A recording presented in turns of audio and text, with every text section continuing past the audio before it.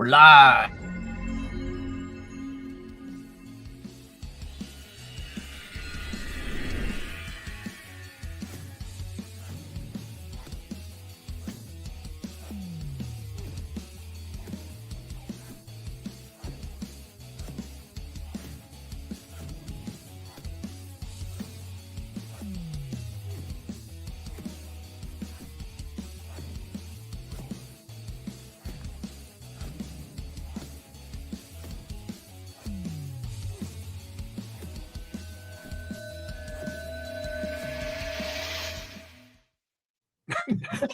Wow. Before we saying it. How is everybody doing? I am the Uncanny Omar. Welcome to Near Mid Condition, the home of collected editions. And that's exactly what we're going to be talking about today, the collected editions in the Marvel Solicitations for September. This is an early look at these collected editions, and I think everybody else will get this in a couple of weeks. But I am not alone doing this, so he doesn't have to hold his breath much longer. Right underneath me is none other than the adorable Omnidog. Thank you for having me from Omnidog's Vault on YouTube and other assorted social media that I ignore. You are very welcome. This is our one out of the 2 court-mandated videos that Jess has to be on Near Mint Condition. Locked up in those contracts so tight. Yeah, wow. He brought the lawyers. I was like, oh, all right. And to my right, it's none other than my buddy Crisis, who you probably saw on Tuesday with us. 4 hours over the DC Most Wanted Omnis, which was insane. Wow. How are you doing, Peter? I am well. It is pre-dawn hours here in New Zealand, coming to you live, and I'm so happy to be here talking about some new comics, relatively new comics from Marvel Comics, today with some of my favorite folks and a new friend to the other side of me, also spelled with a K. So immediately I feel a kinship. Yeah, nobody can spell apparently. Cody, how are you doing, buddy? This is your first time on the channel. Thanks for having me, guys. Glad to be here, Omar. It's been a while since Chicago, dude, but I'm glad I can join you here, virtually talking Marvel Comics, dude. That's right, man. That is right. And last but not least is a man with no social media presence. Never once found.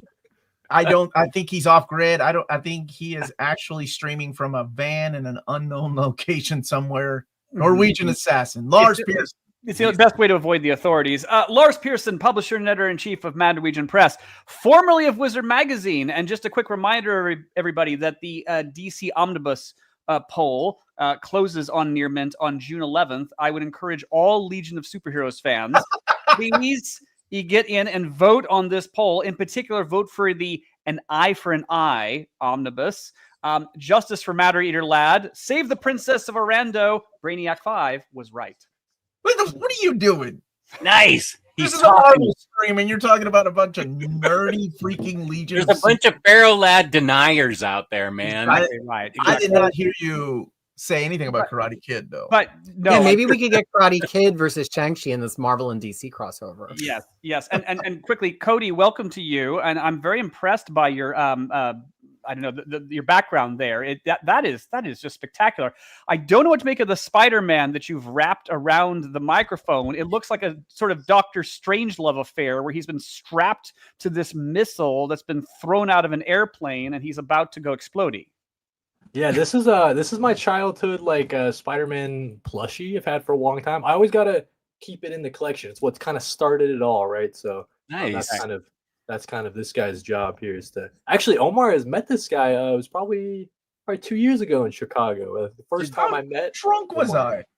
I think you got a picture. You were holding this guy. Oh, that's right. Yeah, I remember. Oh, dude. Did you also grow up watching Near Mint Condition? I knew you saw the comic. It takes a lot, Bruce. I mean, as a longtime watcher, this is totally a total honor to be on Near Mint Condition. You're a fan first before you start making the videos, right? So if you're going to say you grew up with it, though, it's going to drive a dagger into our hearts. You remember everybody grew up. It's been a couple of years, I guess, right? So I was probably graduating high school or something like that. Okay, that's not terrible. The scene in the Last Crusade, Indiana Jones and Last Crusade, when he drinks out of the wrong cup. That's how I felt when I was told I grew up watching your channel. That was just aging like that. You chose poorly. Apparently. So welcome everybody. We are going to be going over the September Marvel Collected Editions Solicitations. And a big thank you to David Gabriel and everyone at Marvel for letting us go over these books early. So without further ado, I'm going to share. We're going to look at the covers, the contents, and the prices. So un momentito, and I'll go ahead and get started. And let's see if There you go. Hey, good. They Spanish fixed it. again. Is that big enough? Lars, That's what. Lars, can you see this? Yes, you're using it very nicely there. Good. Okay. We have the Marvel premiere, Fantastic Four Solve Everything, which was really interesting to read. I shared my thoughts on Tuesday, where it was like Jonathan Hickman took out not issues, but like pages from this book to fit everything into this collection. And the things that he took out, I was like, why would you take out anything?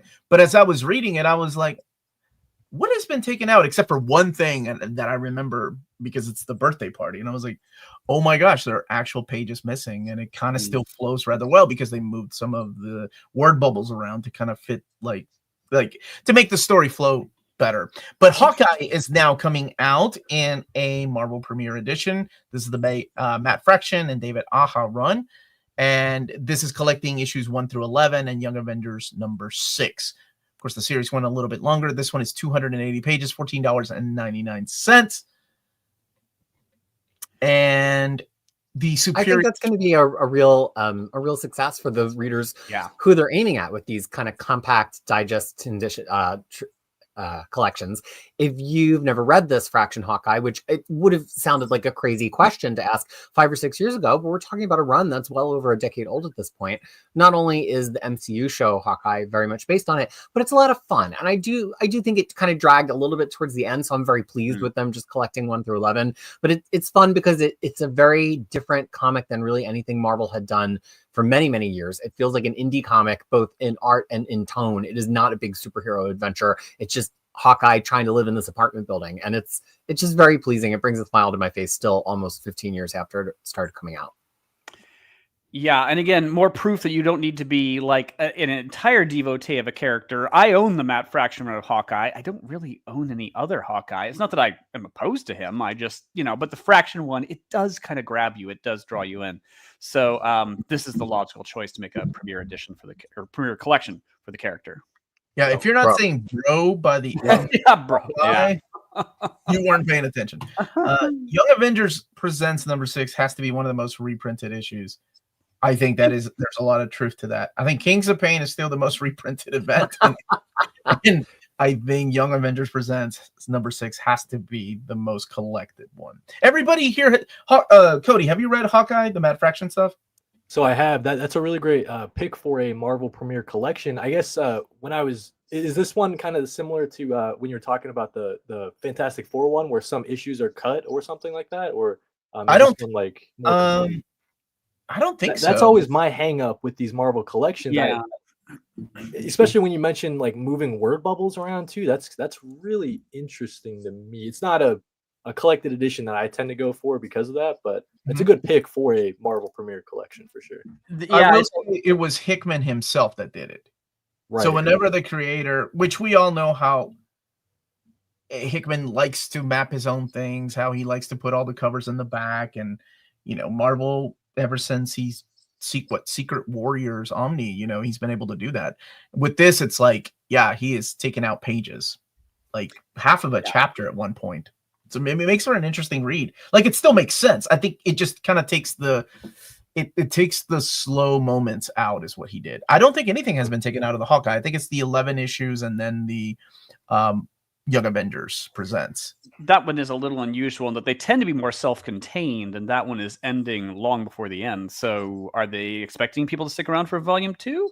Don't know. But yeah, usually they tie it off. So Superior Spider-Man returns. This is the second Omni for Superior Spider-Man, and this is collecting the Avenging Spider-Man 15.1 and 16 through 22. Superior Spider-Man Team Up 1 through 12. the Superior Spider-Man 6AU, that's the Age of Ultron crossover 32 to 33, which was previously collected in the Spider-Verse Omni, Daredevil 22, Scarlet Spider 20, all new X-Men Special 1. I'm glad the specials are in here. Indestructible Hulk Special, Superior Spider-Man Team Up Special, Inhumanity, Superior Spider-Man, the 2018 series, 12 issues, and then Superior Spider-Man Returns, which kicks off the 8-issue series from 2023, and then material from Amazing Spider-Man 31 and Superior Octopus #1. 1,264 pages, $125. I have read every bit of this material in here, and I'm so glad somebody asked, how does the Superior Spider-Man Omni content compare to the first one? Some of it feels like been there, done that, but I really like that Superior Spider-Man 2023 series. I thought this one was really good. This is the last one that came out, and there's a reason why Superior Spider-Man comes back. It doesn't feel like, hey, these issues were selling, let's go ahead and make another series. It felt more like there is a need for the character.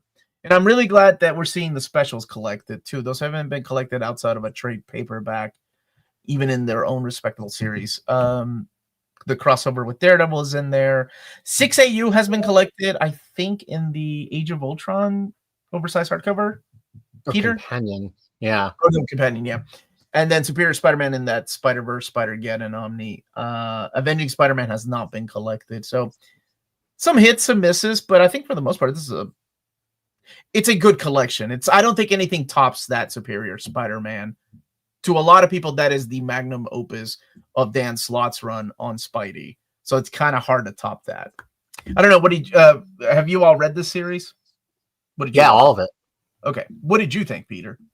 I would just say it's not my all-time favorite collection material, but I do like a lot of the individual material. And then I think this is just mapped really well. Marvel sometimes will just throw a random group of issues in something and not think about all those little in-between appearances that tie things together. But this has a lot of the smaller things in it too, and one-shots and things, which I think is very clever.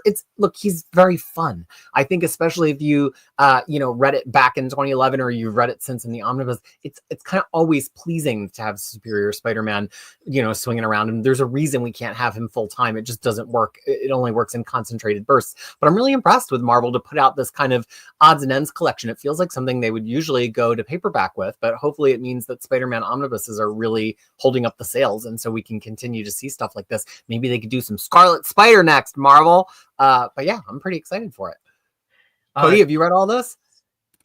So Superior Spider-Man has always been, the first one has always been an Omni that's on my wish list. I think I would probably want to try it out before obviously jumping into the second one. Sounds like this one completes the set. Just in general, though, I feel like let's set those eBay alerts, folks. All right. For me, I think like these weird odds and ends ones, like as Omar was reading out kind of what's in this one, to me, especially like when you kind of jump years and you jump in different volumes and stuff like that, I tend to stay away from collected editions that are the odds and ends ones, as you might call them. But definitely that first one is something that I want to get my hands on at some point. Because I hear it in terms of Spider-Man Omnis, it's one of the better ones for sure. So yeah. All right, this is such a good question. How the heck do you guys remember when any random issues have been previously printed? Makes my head spin, and that's normal, folks. It should. I am so weird and abnormal. I may not remember to go and pick up my daughter later today, but I remember where those issues of Spider-Man were collected before. And that is fact. You and Peter same that one. Like, you have no idea how many times Melanie's like, did you remember to leave out the chicken? Because I'm making dinner. And I'm like, of course I left out the chicken. And I run upstairs and take out the chicken from the freezer. Like, it's a lot of that happening in my head. Peter, how do you remember? People think I have this perfect brain for all this stuff, but it's because I've written it down. It's because I've done new releases posts. It's because I've done comic guides. If something's not written down in external memory, I do not have it in random access memory. And so I've certainly written about this in my Spider-Man guide, and that's how I remember what all that stuff is. So you have like almost like a photographic memory. If you wrote it down, it stays in with you. Yes. You know, used to try to sleep on the Bible to learn my Bible verses at night. That did not work. Then I started learning to copy them down in longhand. That's how I learned to get things that start sticking in my brain. Lars, how do you remember anything? Well, you know, God. Thank you for that. Yeah, as you say, you just put in the work and time and devotion to it. I recall when I was in college, you know, well, there was a point in my life where my life was kind of on fire. And I was hanging out with my friend Emily, and I was like, you know, here's my comic collection. She was like, my God. She's like, your comic collection might be the most organized thing about your life. And I was like, yeah, I mean, that's true, because, you know, you're held hostage to events. You can't control so many things that happen to your family or your friends or your whatever, but you can control whether your comic collection is properly organized or not. So yeah, the organization is a great comfort. Now, quickly on this, I'm glad Marvel's doing this. I can see people wanting it. These sort of odds and sods collections, you know, that's what they basically did with Peter David's last Hulk volume. It was like all the main run, and then it was just like a collection of like everything else Peter had done. And that was very helpful. I read it cover to cover. This, you know, it has like 6 different writers. You know, for me, Superior Spider-Man, I kind of preferred if Dan Slott's writing. For better or worse, it was his baby. So when writers are all over the place, but no, this is a valuable collection for a lot of people. Jess, I did not ask you how you remember anything. Thank you. I got you. He knows you remember nothing. I forgot what the question was. So somebody asked where Dom is. Dom is playing his Switch 2 right now, and he politely has turned me down for the entire week. Priorities. Shameless. Iron Man, Armor Wars Omni. So collecting issues 219 to 232, 258 to 266, and the Iron Man and Armor Wars 1 through 4, 680 pages, $100. And I did let them know about what issues to be added, like you all had suggested. So in the end, I don't know if they will. 219 is what I announced, right? Peter, you remember everything? No. Didn't we just establish that I don't? You wrote it down. You write down everything I say. Peter? Well, that's my first strike of the day. That's a strike one for you. Okay. I think I did say 219, so maybe they haven't added anything yet, but that could change. The Black Panther, Revenge of the Black Panther Omni. This is collecting Black Panther 1 through 15, Marvel Premiere 51 through 53, Black Panther 1 through 4, and then Panther's Prey 1 through 4, Marvel Team Up 100, Marvel Comics Presents 13 through 37 and 148, Solo Avengers 19, Marvel Superheroes 1, Marvel Fanfare 60, Fantastic Four Unlimited number 1, 960 pages, $125. You have the Dennis Cohen cover here and the Jack Kirby cover, otherwise known as Black Panther, The Early Years Omni Volume 2.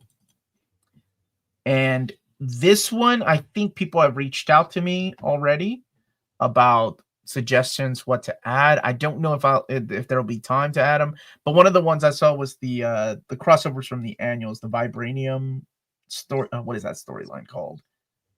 Vibranium Vendetta, which is kind of like one of his, you know, there's a period where Black Panther wraps up a lot of those solo stories that were running in Marvel Comics Presents, and he's just not anywhere for a couple of years. And Vibranium Vendetta is one of his big stories. He also pops up in 2 issues of Excalibur. And in the comments of your video, one of your viewers, Arctic WS, says, I personally mourn the absence of Defenders 84 to 86, the first Namor versus the Namor.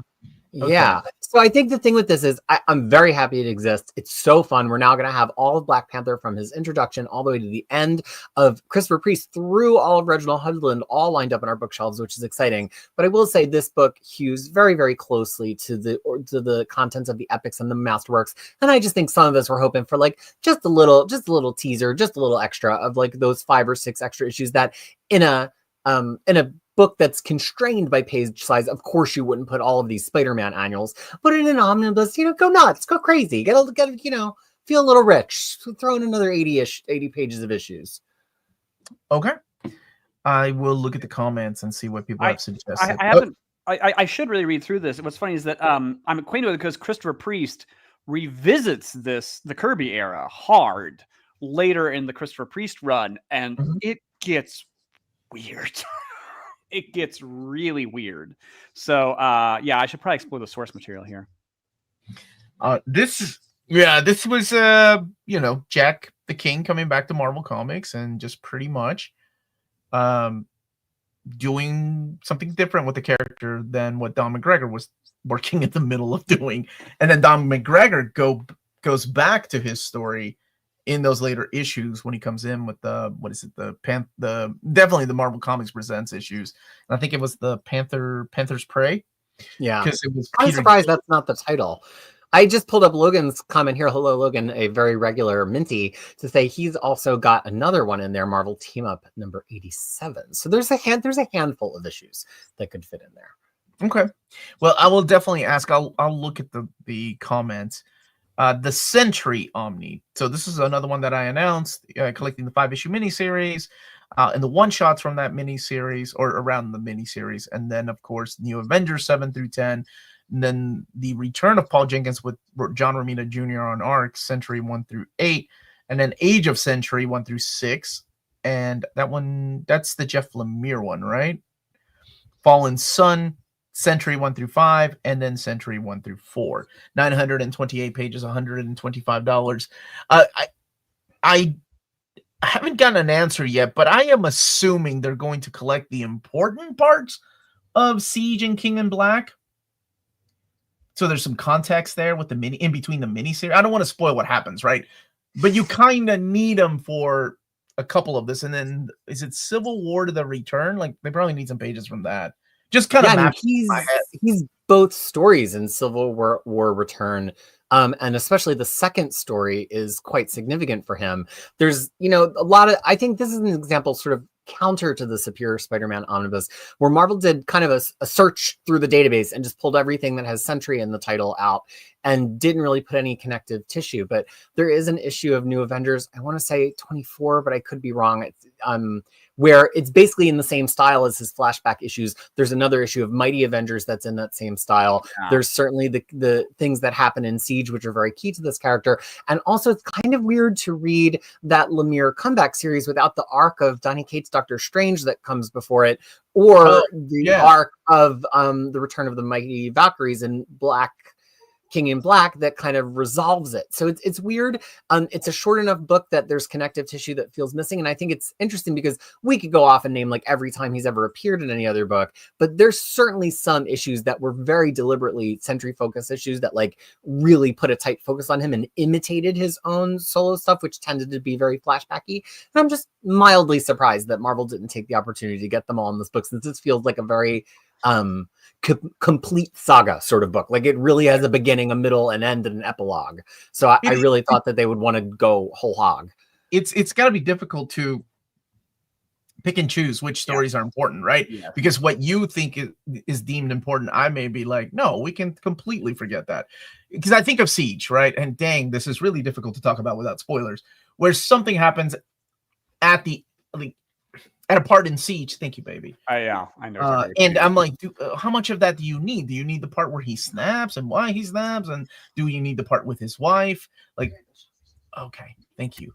How much of that do you need for context of the book, right? Because you only want to show maybe this part, because really the miniseries is what this part is the reason why it exists. Yeah, the Sentry story is kind of all over the place. I would imagine any attempt to map it is going to be tortured. I'm glad they're making the attempt. Now, it might have been smarter to make this attempt about a year earlier when the Thunderbolts movie was coming out. But I don't know. It's good that they're giving a shot at it. I had no idea there was this much Sentry material.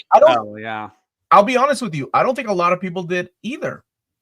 Switch 2 just showed up. What about Dark? See, I was thinking about the Dark Avengers, because there's a part of Dark Avengers that sets up why Bob snaps, right? And that's the intention. But how much of that do you collect? Because that's about an issue and a half. and then you go back to Siege, and then you go back to Dark Avengers. Yeah, this is like, I don't know. Yeah, maybe a page explaining what happened. Although, let's see, you're saying Thunderbolts for Thunderbolts. Which Omar, Thunderbolts? I know this material well, and that's a really key Sentry fight. Oh, It's new Thunderbolts. New Thunderbolts. Okay.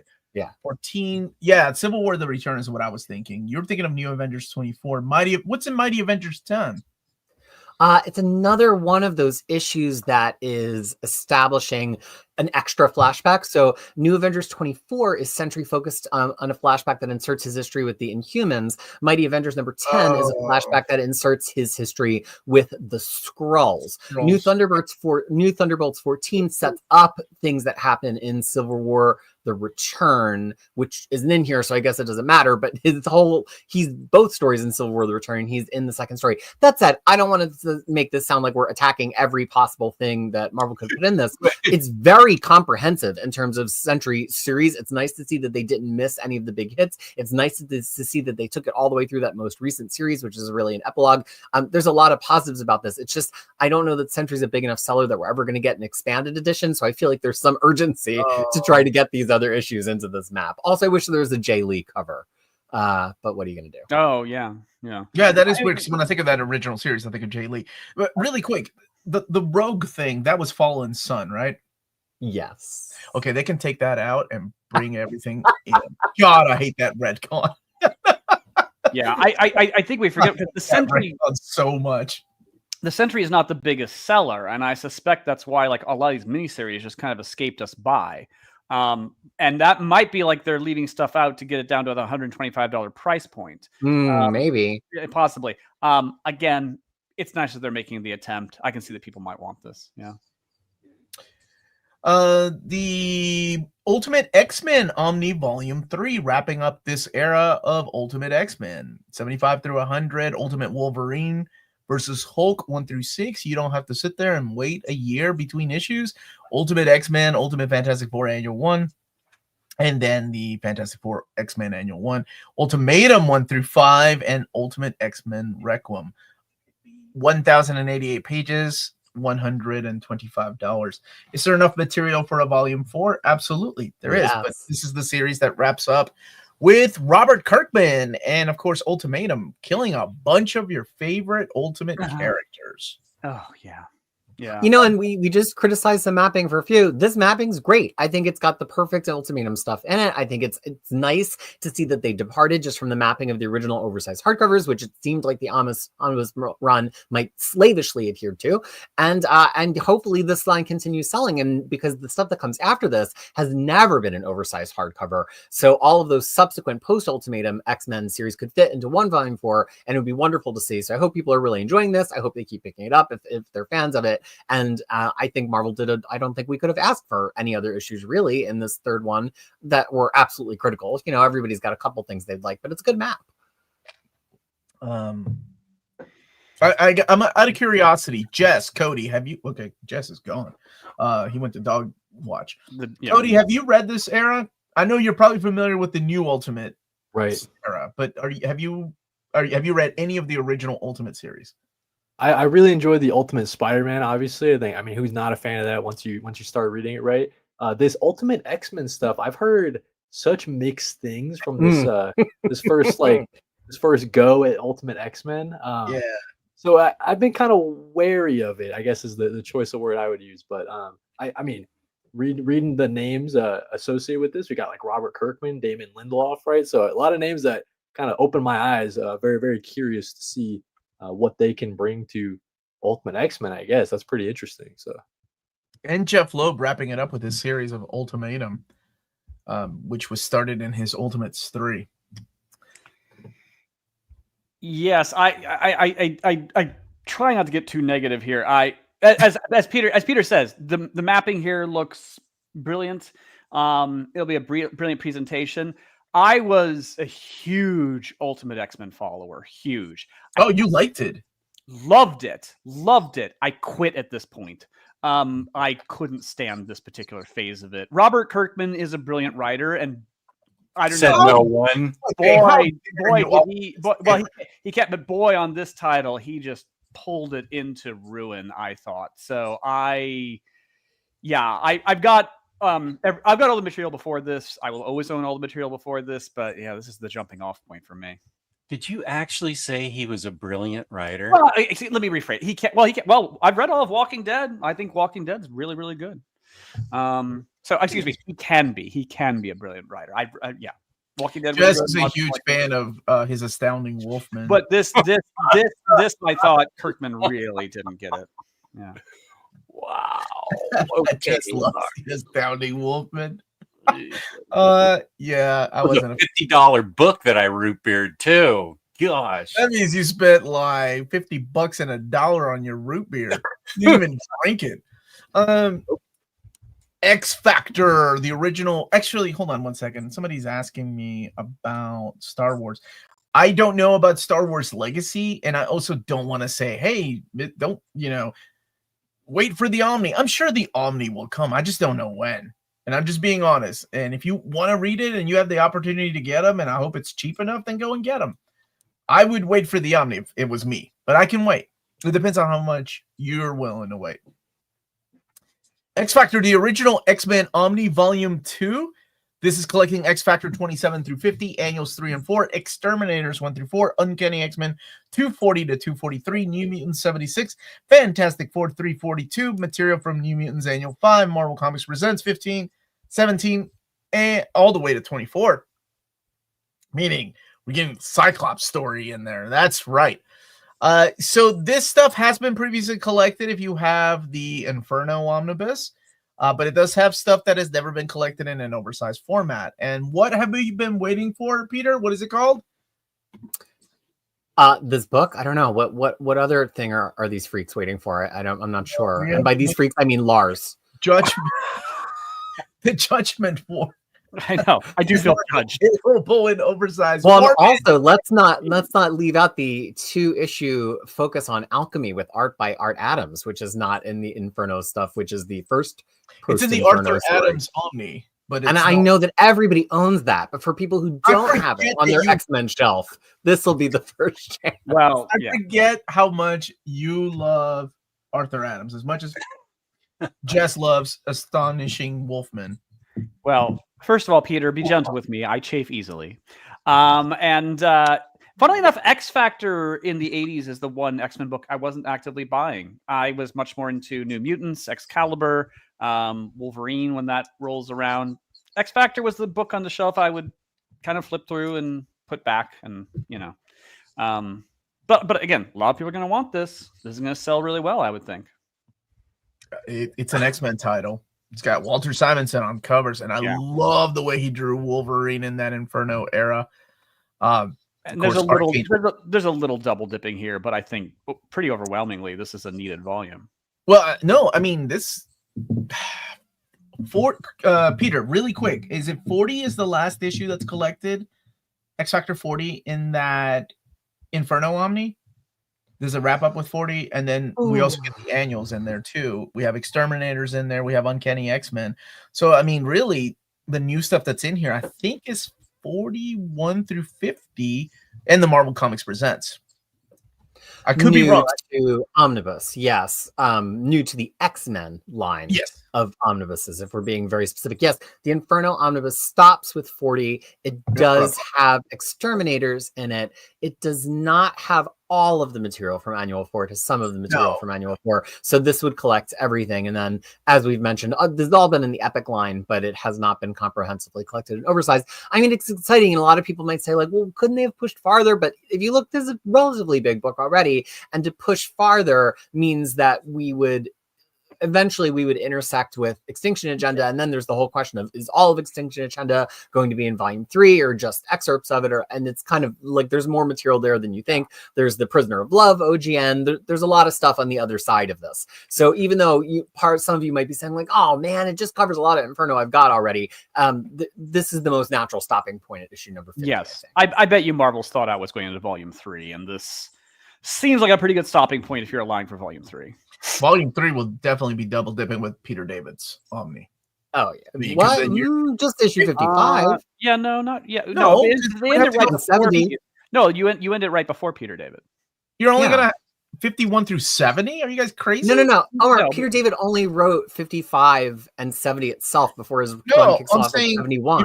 But if you're The mapping, third Omni's not going to continue past 71. It's not the original X-Men anymore. It depends, for one thing, if you throw in all of Extinction Agenda. oh god, I forgot they called it the original X-Men. You're right. Yeah, Man. and Havoc really got some sweet Riz in his glow up. You see Dom on it. Dom just dropped in at the right time. Yeah, man. Look at him there taunting us, going, "I'm here," and not helping you. Yeah. He's waiting for his Switch 2 to recharge. Yeah, I want to see Jess cosplay as Inferno Havoc.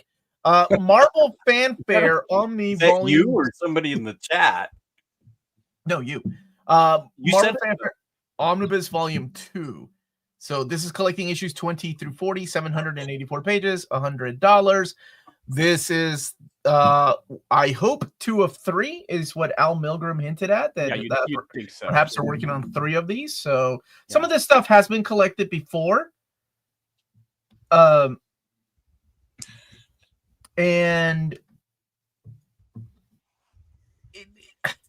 it's material from here, right? Because it's an anthology series that this is actually has the Weird World stories in here, which I really like because they were trying to do their Elf Quest type of thing at Marvel.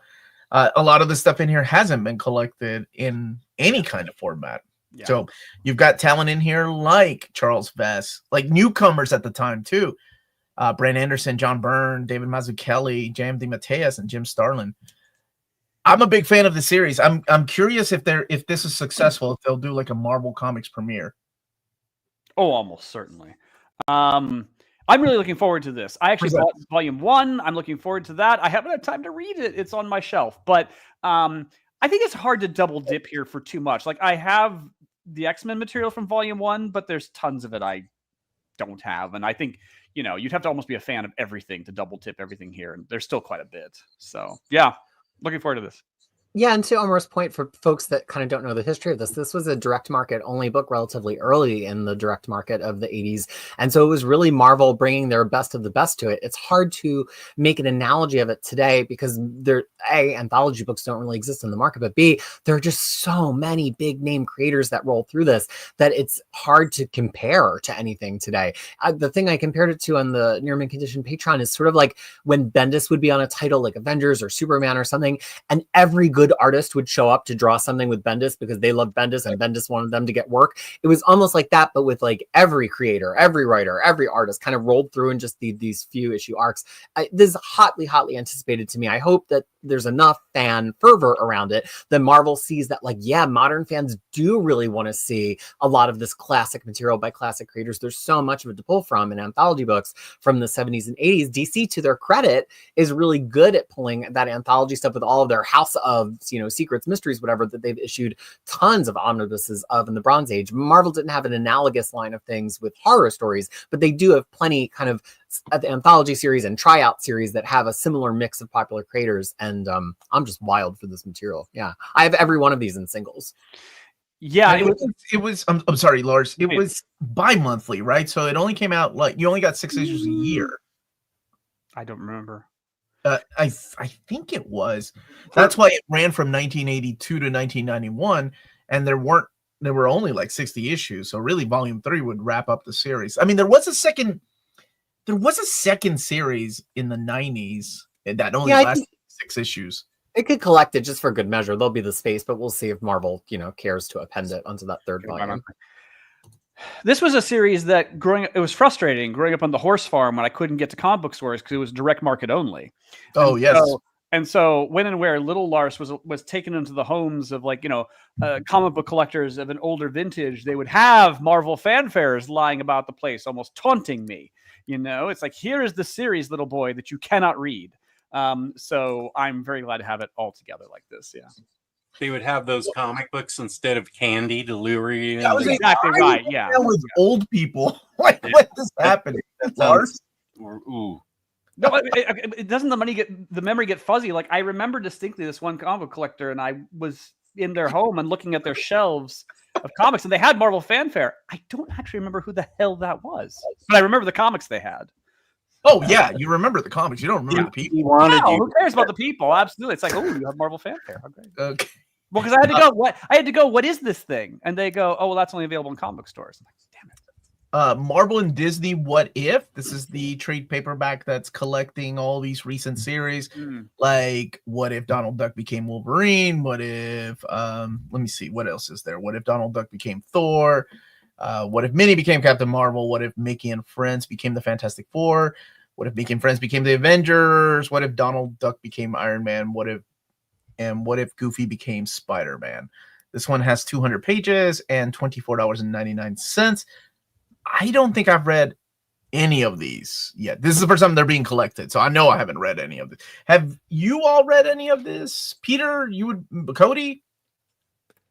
I would say, I mean, when you said Goofy becomes Spider-Man, I don't know if Goofy would have been or Spider-Man and Goofy don't really, I don't know, nothing really. He's lanky. Just right? the lankiness. Yeah, I guess.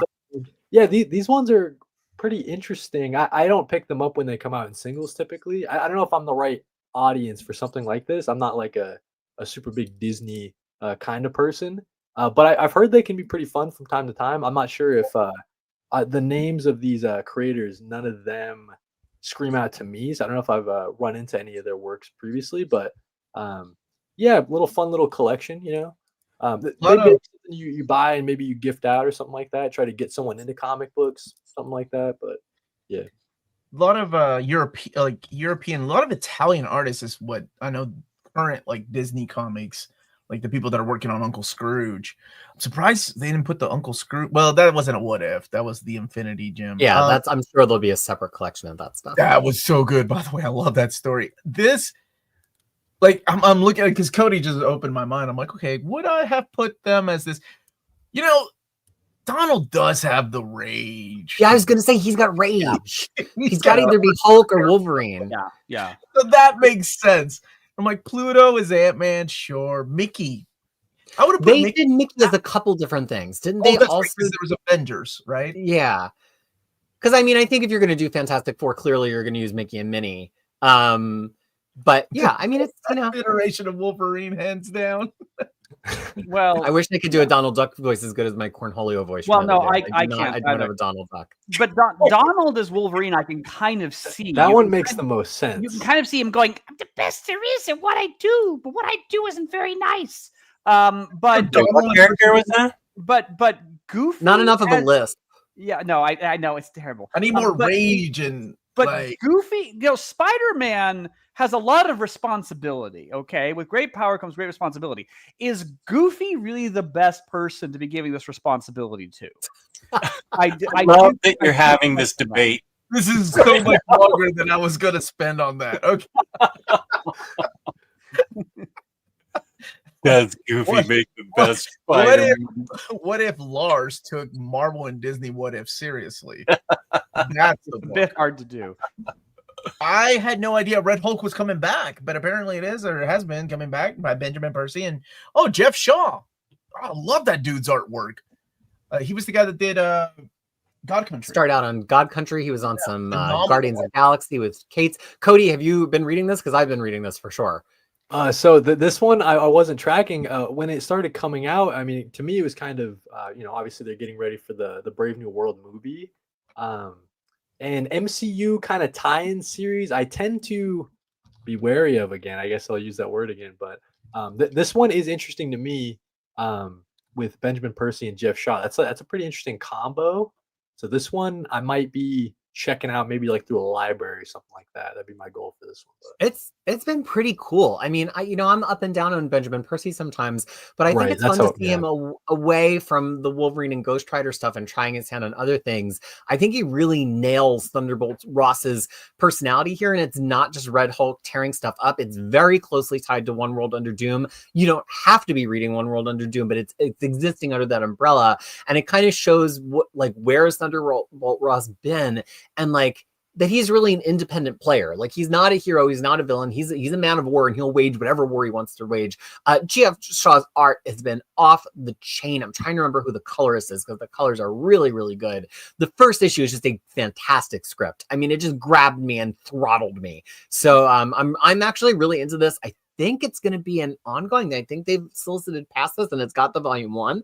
But yeah, I've been really enjoying this series, despite none of it is I mean, I like Jeff Shaw, but none of them are my favorite. Percy's not my favorite. Red Hulk's not my favorite. But despite all that, I'm really, really liking it. Did you like the Jeff? I'm sorry, the Jeff Parker run? I do. I mean, I don't think Jeff Parker writes a bad comic really ever.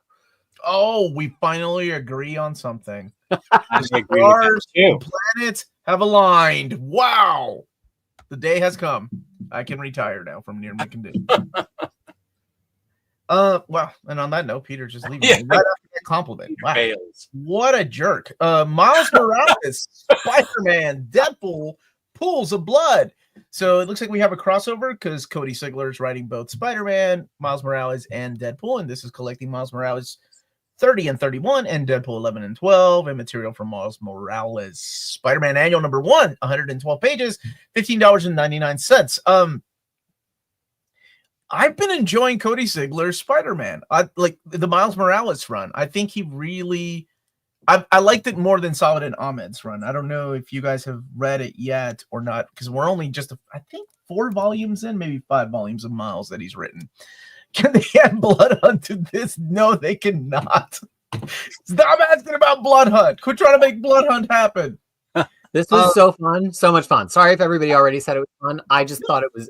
Max and I we're just like back channeling in glee after every issue about how much fun it was. Which one, Spider-Man or because I'm enjoying his Spider-Man. I think no, just this crossover between the two of them. Max, I know, loves the Deadpool run, which I love too, but I think he's got the best tone I've ever seen on Miles, and this was fun because it was a lot of action, it was a lot of fighting, but it was easy to track. Sometimes when you've got people all kind of just throwing down for a 4-issue fight-oriented crossover, it's like it starts to just feel like the punching rubber bands. Like one person gets thrown off panel, the other person gets thrown off panel, but even though there's tons of action with every iteration of every character fighting every other character, it was just really easy to follow, which credit to the artist on that one too. But you know, it was just tidy, it was easy to follow, it was laugh out loud funny. I think it was like really the best of the best of why Ziegler has been so good on both of these titles. So Ziegler's also writing Deadpool? Yeah, really well. Yes. Okay. I've heard Ziegler is a real real force in writing, especially Miles Morales. His work with that character, I've heard that's like some of the peak for that character. So definitely something to keep your eyes on. Yeah, I hear both Freddie and Max really like Cody Ziegler's work in general. I like Cody Ziegler's Spider-Man a little more than I like his Deadpool. Although the last volume of Deadpool that features his daughter as Deadpool, that was really good. It was slow to start. The first volume was like, and then that second volume was like, yeah. The second volume I was like, oh, is it because I'm a dad now and I have daughters that I'm liking this more than I probably should? I don't know. No, it's just better. But his the Spider-Man is solid. You know, I saw in my comment section that somebody wasn't digging Cody Ziegler's Spider-Man, and they hadn't. What was it? It was something along the. I like it more than Solid and Ahmed's run, and I'll be honest with you, I like it more than I would say 2/3 of Bendis's run. I think Bendis's Miles Morales, like the very beginning, so like 2/3 of that first Omni, is to me the best stuff that Bendis wrote at Marvel Comics. I loved it. It was fresh. It was a new take. It wasn't forced. Like it was that slow build up. I don't know. I really liked it. But I think Cody Ziegler's finally and he's got the voice for Miles down too. I agree. He knows how to be like kind of funny and sardonic, but still make it feel youthful without it just being like a bunch of youth words. It's not like they're all like, you know, I'm not going to say them. I don't want Dom to come for me, but it feels, I think with younger characters, there's this line between, hey, fellow kids, and like just using slang and actually making them sound and reason like a younger character. And I mean, you know, I'm an old person, so what do I know? But I do think his Miles works for me in that way. Feels more authentic, comes from more of an authentic place for sure. I think that's what I was going to say. Cody stands for approval. Because one thing that I can't stand in comic books is when an adult is writing a kid and doesn't know how to properly write a kid, because kids, like they have their own issues. They're still trying to find themselves, and then to be thrown into this world of superheroes, like, and I think Cody got it down, whereas Saladin completely missed it. And I think at times even Bendis was like focused on writing a kid like a stereotypical kid, like nobody understands me. I can't connect with any of the adults. And that's almost like too TV tropey type of kid for me. And I think Cody actually understands what it's like to be a kid. But anyway, I didn't expect to go that long about Cody Ziegler Spider-Man. Moonnight, Fist of Khonshu, Volume 2, Subterranean Jungle. Jed MacKay, this is a third series, but it's still the continuing story of his Moon Knight. I don't think this spoils anything. I hope not. Okay. Domenico Carbone and Defmalia Pramanik are the artists. Pramanik is a star in the making. We're witnessing like one of these creators that's just going to continue to be hot for years. Every one of their issues is just, their paneling is so cool. Their figure work is great. The storytelling is great. That like, they're just one that immediately when I see the name now goes top of pile for me. This is just as good as every issue of Jed MacKay's Moon Knight has been all along. In fact, maybe even slightly even better, because some of the twists that have happened in here, just a lot of fun. I was gonna say the early Jed MacKay stuff was like some of my favorite coming out of Marvel at the time, when he was working with Cappuccio especially. So it sounds cool that he's keeping the streak going, working with a really talented penciler. I've said this for a long time. I think Jed MacKay is like, there are writers over at Marvel doing great stuff, but I think Jed MacKay is like deadlifting everyone over at Marvel right now. He's really like keeping it afloat, dude. And just, he's attached to so many like really great series. So it doesn't surprise me at all that Jed MacKay is still rocking it over on Moon Knight. So is there a book between the Moon Knight that just came out in Omni form and this? Vengeance of Moon Knight. I'm sorry. Vengeance of Moon Knight. And Jed MacKay did that, and so this will be the third. Yeah, there's a trade already. Okay. 2 trades, right, Peter? Crushing Crisis? Reading orders? I think there's 2 trades available, Jess. Go ahead and buy that, get the first trade, and get this one, and then I can announce the second Omni. No. Yeah, a lot of people were really annoyed when the first Omni was announced, because it was just that initial Jed MacKay series, and they're like, but there's more coming out. But I think he's on this character for clearly the longer haul. Again, and we've already got almost enough for a second omnibus. So after that first omnibus, I'm just scrolling through the guide on Crushing Crisis. Then there's Vengeance of the Moon Knight 1 through 9, which was collected in 2 books, Volume 1, New Moon, and Volume 2, It's Alive. And that Volume 2 was a lot of stuff that was happening during Blood Hunt. And then this had a 0 issue of Fist of Khonshu that kind of reintroduced everything, like a perfect good use of a 0 issue. And then it's been ongoing since then. A lot of fun. Rachel Rosenberg, fantastic colors on this. Oh, I love her colors on this new stuff. Yeah. Yeah, my gosh. Go ahead, Lars. Well, shockingly, I agree with everything Peter has said. Yes, I know this series is absolutely unmissable. I did buy the first omnibus. I'm glad when they put out omnibuses that are reasonably sized. I mean, that was. I mean, forget this like wait. No. Put it out in a reasonable size. I've got it. That's great. Yeah, always exciting. What they did with the pool party recently was just ridiculous. I loved it to pieces. So I'm not as much of a Jed MacKay diva. Like, I couldn't get into his X-Men, but this and Doctor Strange have been exceptional. His Black Cat. Black Cat.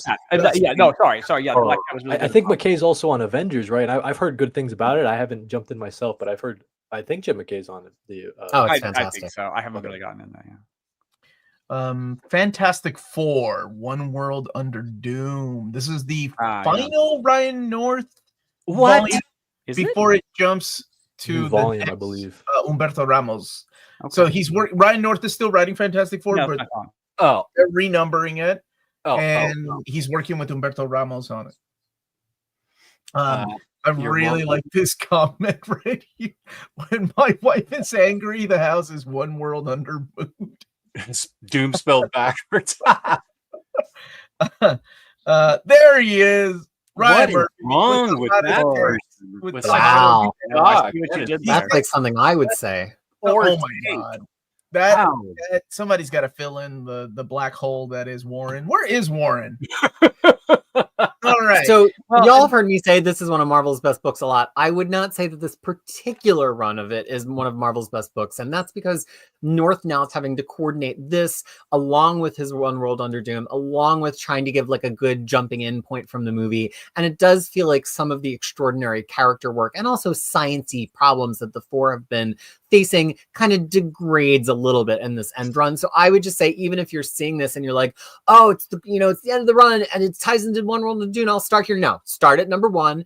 If you start at number 1, by the time you get here, you'll very much appreciate it. But I really try not to be a stickler with, you've got to start at the beginning, because I think a lot of comic books just work to pick them up. That Moonnight book, you could have just picked it up. It would still be lots of fun. This one, I would not say you should pick up here if you're interested in getting into it. You got to start at the start. What's Fabian Nicieza writing on this one? He must have a Giant size? backup. Of these. Is it Okay. Maybe the giant giant size? size? Yeah, I don't know. Yes, well, talk about omnibuses. This is 33 issues plus add-ons. Perfect time to do an omnibus, Marvel. Oh, I That would own be all of these, and that is your guarantee. You will be getting an Omni. Yeah. I also love this series. It's great. It's Yeah. really great. Yep. It's, I added the new volume. I added it back on my poll because I was collecting this series actually in trades for the longest time. But it's time to add it to the poll and start reading it in singles. So I'm pretty excited about it. Yeah, that way you get it immediately. I know the hype. Every issue that drops, all my friends, everybody's talking about it, hyping it up, and it's time to luckily, be a part of the zeitgeist. Yeah. We've done a really good job as a community not spoiling things for like newer books, right? Because I'm 6 months behind technically, right? Like everybody's talking about whatever the new crossover is, One World Under Doom, and I'm like, well, I'll be reading it in like 6 to 7 months, and I don't know what's. Yeah. Well, I mean, I know what leads up to that because of the events of. I can't believe I brought up Blood Hunt, but because of Blood Hunt, I know what the new status quo is, but I don't know what's going on with the rest of the Marvel universe during this One World Under Doom. They might be able to get Blood Hunt into this book, though. The J. Michael Straczynski Marvel Trail? I don't think so, my friend. This is an interesting collection written by J. Michael Straczynski, Will Robson, Bernard Chang, collecting Doom and Rocket Raccoon #1, Captain America and Volstagg 1, Nick Fury versus Fing Fang Foom #1, Hulk and Doctor Strange 1, Ghost Rider versus Galactus. That's awesome. Spider-Man versus the Sinister 16. 200 pages, $24.99. These are all one-shots. When did these come out? They've been coming out it's pretty much been a monthly series of one-shots this whole year so far. I'm not the biggest JMS lover. He doesn't always hit with me in comics. I'll watch any of his TV shows ever. But some of these have been rather good. That's the what I Nick heard, too. Fury Fin Fan Foom one. Oh, Cody, have you been reading any of them? I've heard in particular the Fin Fang Foom one and I think the Doctor Doom and Rocket Raccoon one. When that came out, I heard some talk about those. The other ones I don't think I've heard much from, but Yeah, the Fin Fang Foom one not only had extraordinary art, but it made me want to read like a pre Howling Commandos Nick Fury book, a sentence you've never heard me say before. But it just like really did good stuff with kind of like early Nick Fury and how he was on the verges of things that were super heroic and supernatural in the Marvel Universe. And then the Captain America and Volstagg one, I was like more Captain America from JMS. I don't know, y'all. But it was a really good kind of like touching Volstagg issue, which I didn't know such a thing could be accomplished. So I kind of like really came around and enjoyed this. You have to like a one-shot, one and done story. There's no apparent linkage between them. Maybe one will come out at the very end as you've read kind of the whole arc of them, but you've just got to be in for one-shot stories that are fun with random pairings of characters. That's what this is marketed as, and it's very much fulfilling that promise. Sounds fun. It is fun. I like and the artists have been great. It's like he just picks random team ups and writes about them. I think this sounds. I think he spins the wheel and he just picks random and he does random matchups. Yeah, and it would, in some past era, we might even call this Marvel Fanfare or Marvel Comics Presents, but instead they're one shots because that's what sells now. Thank you for your service, sir. When I was at Wizard, funnily enough, because our internet access was such crap.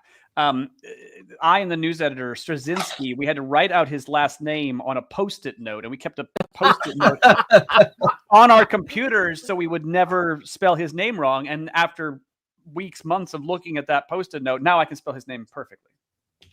Yeah, I like JMS. I think he's done a lot more good than bad, and I'm sure people will come back and be like, "What about One More Day? What about Sins Past? What about Captain America run?" You know, I get it, but to me, much like Chris Claremont, if the good outweighs the bad, then that's what I choose to remember.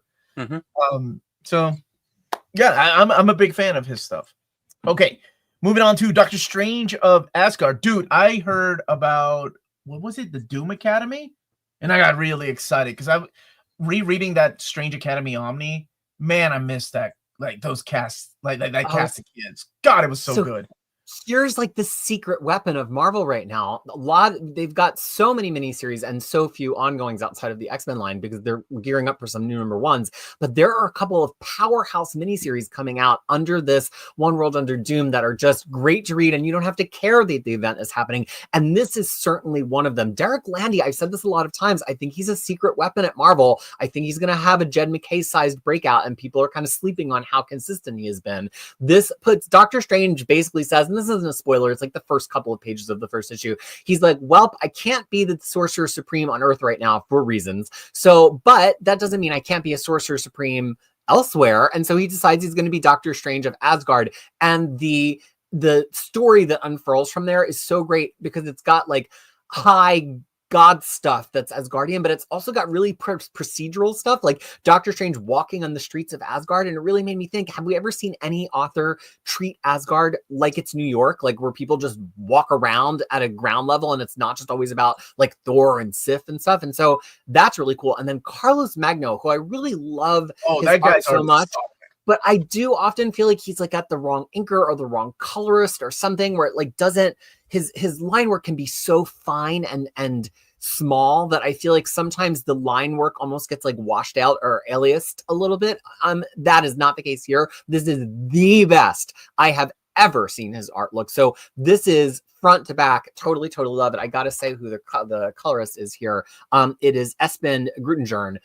This is just magnificent. I have so much fun with every issue. It has my total faith. I want more Derek Landy, Doctor Strange. Omnidog, you're going to love it. It's really, really good. One of the best series at Marvel right now. Wow. Okay. Wow, what a pitch, dude. Yeah, I'm going to wait for the One World Under Doom mini Omnibus companion bus that comes out in 2027. So what was the other comic that Derek Landy has done? I completely 100% agree with you. I think Carlos Magno is one of these like artists that for some reason hasn't blown up yet, and I think you nailed it. It was whatever, whomever is inking his stuff. I think he just needed the right inker. I haven't seen dinosaurs drawn that well in so long, man. Like I'm like, somebody put this guy in the Savage Land comic because it is so good. Love it. Landy His art is so cool. Landy's doing Infinity Watch right now. He did some of the online comics. He did. I know why you like him. He did Avengers Beyond. Dude, yes, that's it. That series was awesome. That series that had one of the best endings. Okay. And then Ultimate Black Panther. This is volume 3. This is the one by Brian Hill, Darkness and Light, collecting Ultimate Black Panther 13 through 18. This is the new Ultimate line. Cody, you been keeping up with the new Ultimate Universe, like every character, or do you pick and choose? Oh, you're on mute, buddy. Strike one, Lars. Classic. One for Lars. Yeah, strike one. Lars. It's your fault. So I would say the Ultimate titles, they've all been really great so far. This is about where I dropped Ultimate Black Panther, though. I think I literally dropped it on issue number 18. I was rocking with it for a long time, and I was just, it felt like it had so much potential, and I'm just like waiting for it to kind of pop up. I've heard that it has since popped off after I dropped it, which is a little bit unfortunate.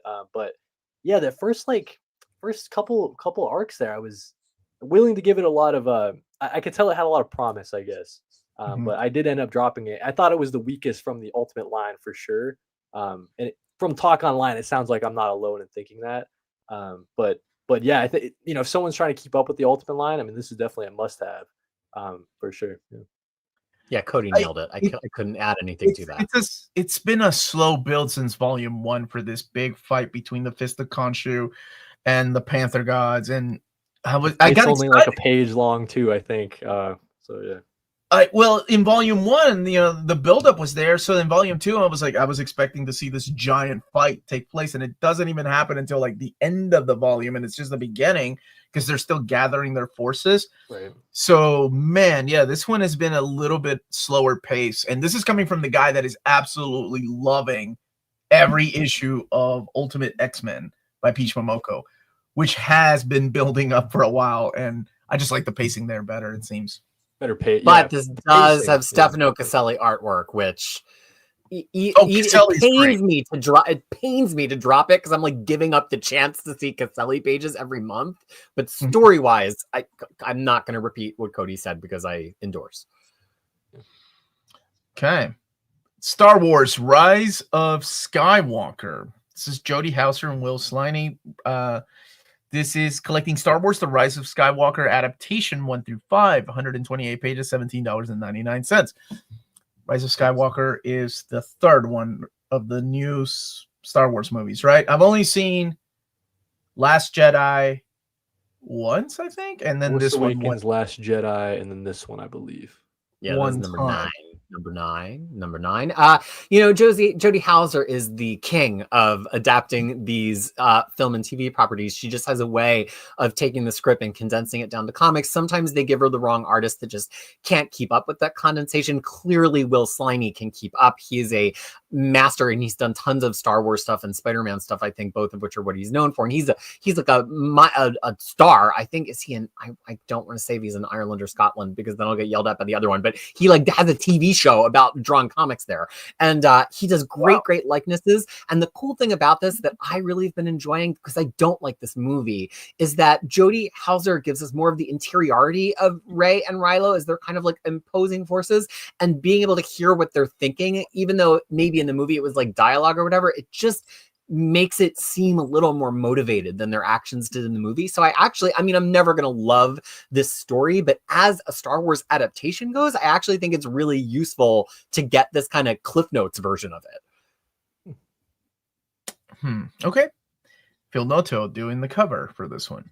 Love Phil Noto, of course. Love Phil Noto. No, I think Phil's doing the ongoing new Star Wars title, doing the interiors, right? Tell me about that, because I just read the Battle for Jakku, that miniseries that introduced a new admiral, and I think it's from like some the mobile game, and it wasn't confusing. I'm like, I get it, right? You got to go different than what the New Republic was, and the New Republic to me, like, that's how you do proper Star Wars after Episode 6. How are they handling Star Wars, Cody? Like, are they going something in between Episodes 6 and 7? Like, after is that where the new era takes place? I think so. Yeah, after Jedi, right? So I think you're right. The writer on this new ongoing is Alex Segura, I believe, and he's had a recent string of really good stuff. He's the guy who's working on Dick Tracy. Yep, Dick Tracy out of Mad Cave. Absolutely, like that.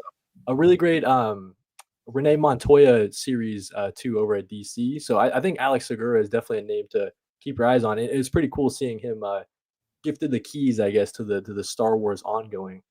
So yeah, it's pretty cool first start. I didn't add it to my poll, but I did read that first issue, and I thought it was a really good first start. So I was curious where they were going to go, and I was, after the whole trilogy of Battle of Jakku, or I guess it's one ongoing maxi series. I thought, okay, well, because that takes place an hour right after Return of the Jedi.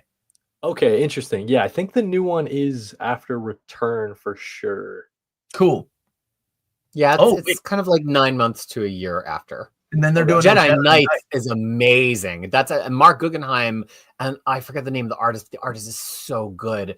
Yeah, and that happens before. So they're kind of, that one, Jedi Knights, happens before the prequel trilogy starts, and then the new Star Wars, just no adjectives or anything, Star Wars, happens after the original trilogy ends. So they're kind of dipping. And then there's also that Kylo Ren book that Charles Soule is writing, also a pretty good read, that happens between 8 and 9. So right now there's ongoings in each of the trilogy different eras. Yeah, which is kind of new for Marvel. But they can't do any more Darth Vader because, well, they could as they inserted it. But like at the end of Greg Pak's Darth Vader, we get to Return of the Jedi. So there's no more Darth Vader and that's been one of their sure sellers, Wait. you know, for the past 10 years. So now Wait. they have to figure out what else is going to anchor the line now that they can't just doing more, you know, more and more Darth Vader stories. Although there will always be Darth Vader until you stories. find out when the scroll up comes up that there was a clone of Darth Vader. There was in the new another ongoing series. It will take place. Fear of the Jedi. Oh, I didn't know they were doing another High Republic book. Well, this wraps up High Republic. This is That's kind of what like I was the gonna say. end of Okay. phase 3, still written by Kevin Scott.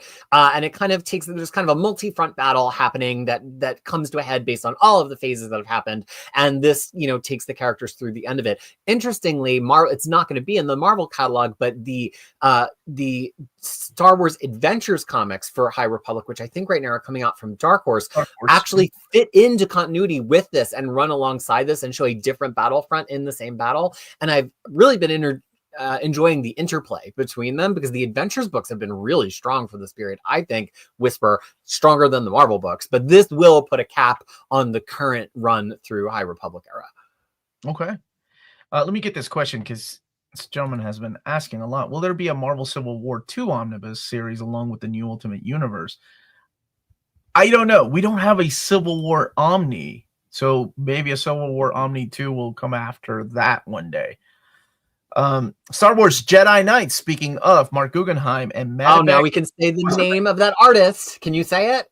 Yeah, I'm going to let Lars, Wizard Magazine, Editor-in-Chief. Wizard was a print publication, not a Not not I an need audio excuses. service. I need words pronounced. I don't need excuses.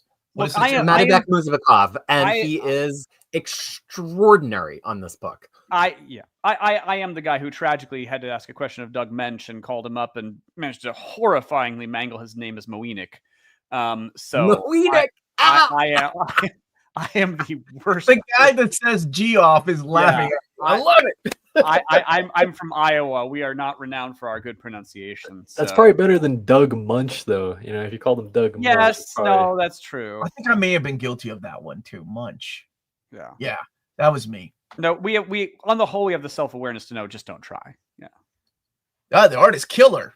Is this what you're? When does this era take place? So this is the one that is prequel number 1. It's like all of the Jedi when they're like kind of at their peak right before their decadent phase. Yoda's kind of like captaining, but we see Yoda like actually on missions doing stuff. Mace Windu is there. The likenesses are great. The stories are great. Qui-Gon and Obi-Wan are there. It feels like there's still tension. Like clearly we're going to see all these characters survive until the first prequel movie. So you kind of feel like, oh, well, is this a story that doesn't matter? Because there's no puzzle pieces you really can shift in a significant way since we all know how Phantom Menace begins. But so far, I mean, we're only a few issues into it. Every issue has just been extraordinary. And we know I am not a noted Mark Guggenheim comic book fan, but this goes to show that as soon as you write good comic books, one good comic book, you can be back in my good graces because I don't hold that past stuff against him if he's going to write a comic that's great. Okay. And there's the cover, and then we have Weapon XMen, the real thing. Joe Casey and Chris. I didn't know Chris Cross was coming back, and the cover is by Alex Ross. I really love Chris Cross's artwork. Oh my gosh, that Captain Marvel, the Genis Vell stuff that he did, solid. Collecting Weapon XMen 1-5. Is this a mini series, Cody, or is this an ongoing series? I think this is a mini. I didn't pick this up as it was coming out, but I think this one's a mini. Yeah. Okay. It is a mini, yeah. I think there was some hope that maybe it was going to get extended, and then they announced that it was definitely going to be a One World Under Doom mini only. Gotcha. Is that how they're handling things when it comes to X-Men titles now? Like, we're going to see how well it sells as a mini, and then we're going to continue it? No, most of them are getting a 10. Like they never said that Magic was a mini. They never said Psylocke was a mini, and people were inserting all this drama. Like, is it going to make past issue 5? But like Brevoort has been pretty clear that he's trying to give everything 2 arcs. But this one, because it was under the umbrella of One World Under Doom, I think would have had to do some kind of extraordinary selling to make it past just being an event miniseries. You know, this is the X-Force cast you want to see in X-Force. It's Cable, Deadpool, and Wolverine. But you know, Joe Casey is a very particular and peculiar sort of writer. So it's not the slam bang action you might expect from that trio of characters. I still find ways to enjoy it, but I like this cast. I like Chris Cross. I like Chamber a lot, but it's just not quite maybe as fast and loud and violent as people would have wanted with this cast. It's not the word you're looking for, my friend, is extreme. Extreme. Yeah, Joe Casey does do extreme if you've ever read his book from Image called Sex, but he's not bringing the X here in whatever form he might like to bring. Okay. Wow, Power Man Timeless. So this is Colin Kelly and Jackson Lansing are returning to a Timeless series. Collecting Timeless #1 and Power Man Timeless 1 through 4. Juan Cabal and Bernard Chang are the artists. Timeless from 2023, I think. That was the one shot, right? That had the whole I think Kang and right. No, that's not a Kang one shot. That's a Luke Cage one shot. That's where this character comes from. He's literal Power Man. He's got like every power. He's Moon Knight, he's Iron Fist, he's Hulk, and he's in the future. And then for some reason they took that character and brought him back to the present instead of giving us a Luke Cage series in the present. Interesting. I guess they're trying all these old man type of series. This Old Man Logan. Yeah. I would have been quite happy. I love the original Old Man Logan series, but I would have been quite happy if he'd stayed there rather than being in the present day. So, okay. I like Kelly and Lansing though. I think they do really cool stuff. I like how they always work together too, like a little writer combo. I think it's pretty cool. Yeah, they kind of remind me of the DNA combo that we were blessed to have in the early aughts. I know they've been working together longer than that, but I just remember the Cosmic Sagas where they really shined. Wolverine by Saladin Ahmed Volume 2, Call of the Adamantine. Is that the creature that's been following him? Yep. Collecting issues 6 through 10, 144 pages, 1999. Martin Kokolo's artwork in this is awesome. Oh, and Daniel Warren Johnson did that little short story. I've heard rave reviews about just that short story alone. Like people want it like a giant treasury. Wow, I think it's pretty good. Yeah. So Javier Pina too. Great art. Because I think that was an anniversary issue. Yeah. Okay. Yeah, issue 400. Yep. Gotcha. What Okay, so in the first one, I remember the setup was there's this creature that's living underground and it's going after all the adamantium buddies. And it's turning them into gold and or able to control them. And then Wolverine is finally facing off against them in the end of issue 5. So I guess this is the conclusion of that. I do like the fact that he's got a Wendigo buddy. That's pretty cool. So I kind of like that era of Wolverine with Albert and LCD, so he had like that supporting cast. So it kind of reminds me a little bit of that. A Wendigo buddy. You make it sound like the Big Lebowski all over again. Wendigo buddy, man. I don't want to spoil what's wrong with the Wendigo, but I do kind of love him. I kind of love the Wendigo buddy. Leonard? Is that his name? Leonard the Wendigo? Leonard. Yeah.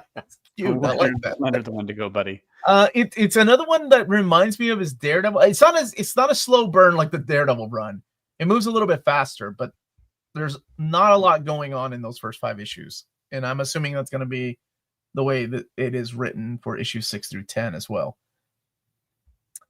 And then we're moving on to the Epic Collections. Curtis, you ready? Not here. Okay. Strike 3 for Curtis. The Incredible Hulk Epic Collection to Hunt the Hulk, Volume 10. Collecting Incredible Hulk 245 to 262 and the Marvel Treasury Edition 25. So we are looking at more of the Bill Mantlo era with our pal Sal Buscema and Herb Trimpe with Steve Ditko. 488 pages, $54.99. And this is the trade dress right here, so you can see the whole thing. In terms of where this fits into the Epic line, we've had all of every Epic collection from 1 through 9. This is Epic collection number 10. It's significant because it is cracking into that very much beloved Bill Mantlo run, which we had in some kind of pseudo epics that Marvel put out in the few years before the epics. They were about the size and scope of the Epic collections, and we haven't seen an epic since, probably because they had done it just before. Now we do have the very end of the Bill Mantlo run in Crossroads, which is volume 13. So we're still going to need 11 and 12 to follow this to get there. And the Hulk Epic Collection line still has a few gaps. So this is one gap that we're starting to fill now with 10. We're going to still need 11 and 12. Then we will need to jump ahead and do more of the Peter David material, which of course, logically, they stayed away from doing the very beginning of the Peter David material in Epic Collection, because at the time they were really selling the omnibuses. And moving on to Dr. Doom's first Epic Collection. Yeah. This is Dr. Doom, Epic Collection Volume 1. Enter Dr. Doom. So a lot of double dipping if you have the Fantastic Four and Spider-Man and Avengers and Daredevil Epic Collections, but collected in here is the appearances of Dr. Doom 5 through 6 of Fantastic Four, 10, 16, 17, 23, 39, 40, 57 through 60, 73, and Annuals 2 and 3. And then Amazing Spider-Man 5, Avengers 25, Daredevil 37 through 38, and Marvel Superheroes number 20, 488 pages, $54.99. This one is mapped a lot different than the Doom Omni. This has, talk on it. like, holy crap, this has all of the early appearances of Dr. Doom throughout the Marvel Universe. So it's going to be a while before we get to... I wonder if they'll have, like, the supervillain team up and... all that stuff that, you know, hasn't been really properly collected in modern collected editions, neither in Omni nor in Epic collections. Ooh, you know, I hadn't even thought that this is an excuse to be able to do supervillain team in the Epic line. That is a good point. So, yeah, this is your first volume of Dr. Doom. Our very first villain that didn't have his own ongoing series getting an Epic collection, right? Because there's no Thanos Epic collection. There's no Magneto Epic collection. No, not yet. First one. Not yet. Well, the Carnage classic stuff. You're right. You're right. Before he had his own series, but he doesn't get his own series until the modern one. So kind of on the line. Yeah. No, but Lars, you were about to say something a couple of times in there. Well, I was struck by the line commencing a chronological collection of consummate villainy. I'm not sure when Dr. Doom started using alliteration like a British theater hall host. He was created by Stan Lee. Of course, he was using alliteration. But also I like consummate villainy, because when you that Dr. Doom, he consummates. Say what you will, he consummates. That's how you know it's Dr. Doom. Consummate it. Yeah. He actually follows through. Mm-hmm. Wow. I'm not gonna joke. I'm gonna leave it alone. Doom is theatrical, just like Lars. Well. What are you holding up there, Peter? So I've actually had it within arm's reach because a few people in the chat brought it up. This is the existing supervillain Unite, which if you look at it is about the size of an Epic collection. So yeah, if they get back to this point, it very easily, there's Doom in his glory on the back. But this is also kind of fits into the Namor line too, because he's the co-star, obviously. But yeah, it would be nice to see this recollected and possibly expanded a little bit at Epic. I'm trying to see when it was originally printed, but I don't have my glasses on, so. Look at this awesome cover. 2015. That is Savage. Moonnight Epic Collection Scarlet Redemption. Yes. Volume 6 of Moonnight. J.M. DeMatteis returning back to the character, and Howard Mackey, Terry Cabana, and Al Milgrom, Ron Garney, J.J. Birch, and Mark Bagley. Yeah, for the Scarlet Redemption, it was, I think Bill Sienkiewicz did those covers. So it's the return of that character. What's her name? Stained Glass Scarlet. Back to the world of Moon Knight, and then the team up with the Punisher. This is after Chuck Dixon had left the book, and you had, for the most part, it was Terry Cabana, I think, that wrapped up the series of Moon Knight.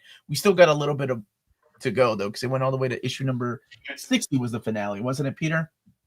Yeah, and you know, this is kind of a big deal because they skipped this originally. We got a volume 5 of Moon Knight in 2024, and we got a volume 7 in 2023, and we didn't have this volume 6. And so we have everything Moon Knight Epic 1, 2, 3, 4, and 5 that takes us all the way up to 1991. And then we're missing this one, of course. It is an omnibus. And again, this might have been a chance to let the omnibus do some selling, but this fills in that gap. It has issues 26 to 38. And so then number 7 takes us to 51, which means that final one is going to have through issue 60, and then possibly he's got, I forget if it's 1998 or 1999, he's got a mini series, and I would expect that would fill out the rest of the length of that volume 8. But we're basically one volume away from finishing the classic Moon Knight line, and then they would have to start a modern Moon Knight line because there's nothing else really to collect after that volume 8 until the Houston Omnibus begins, which would be a modern line. And I think they could do the Marvel Knight issues that were missed in that Omni by Charlie Interesting. right? They could probably put it in the Epic collection. That would be interesting. That's an interesting call. And speaking of symbiotes, Planet of Symbiotes, Venom's latest Epic collection, number 6. Planet of Symbiotes. Venom continues on his path of redemption from villain to lethal protector of the innocent. Collecting Venom, along came a Spider 1 through 4, The Hunted, the SpiderMan Super Special. Oh, this is when it's going through Amazing Super Special, Spider-Man Super Specials, Venom Super Special, Spectacular Web of Super Specials, the Sinner Takes All miniseries, and then the Spider-Man Holiday Special. 488 pages, $19, or I'm sorry, $54.90. Careful. Does this finish the Venom line?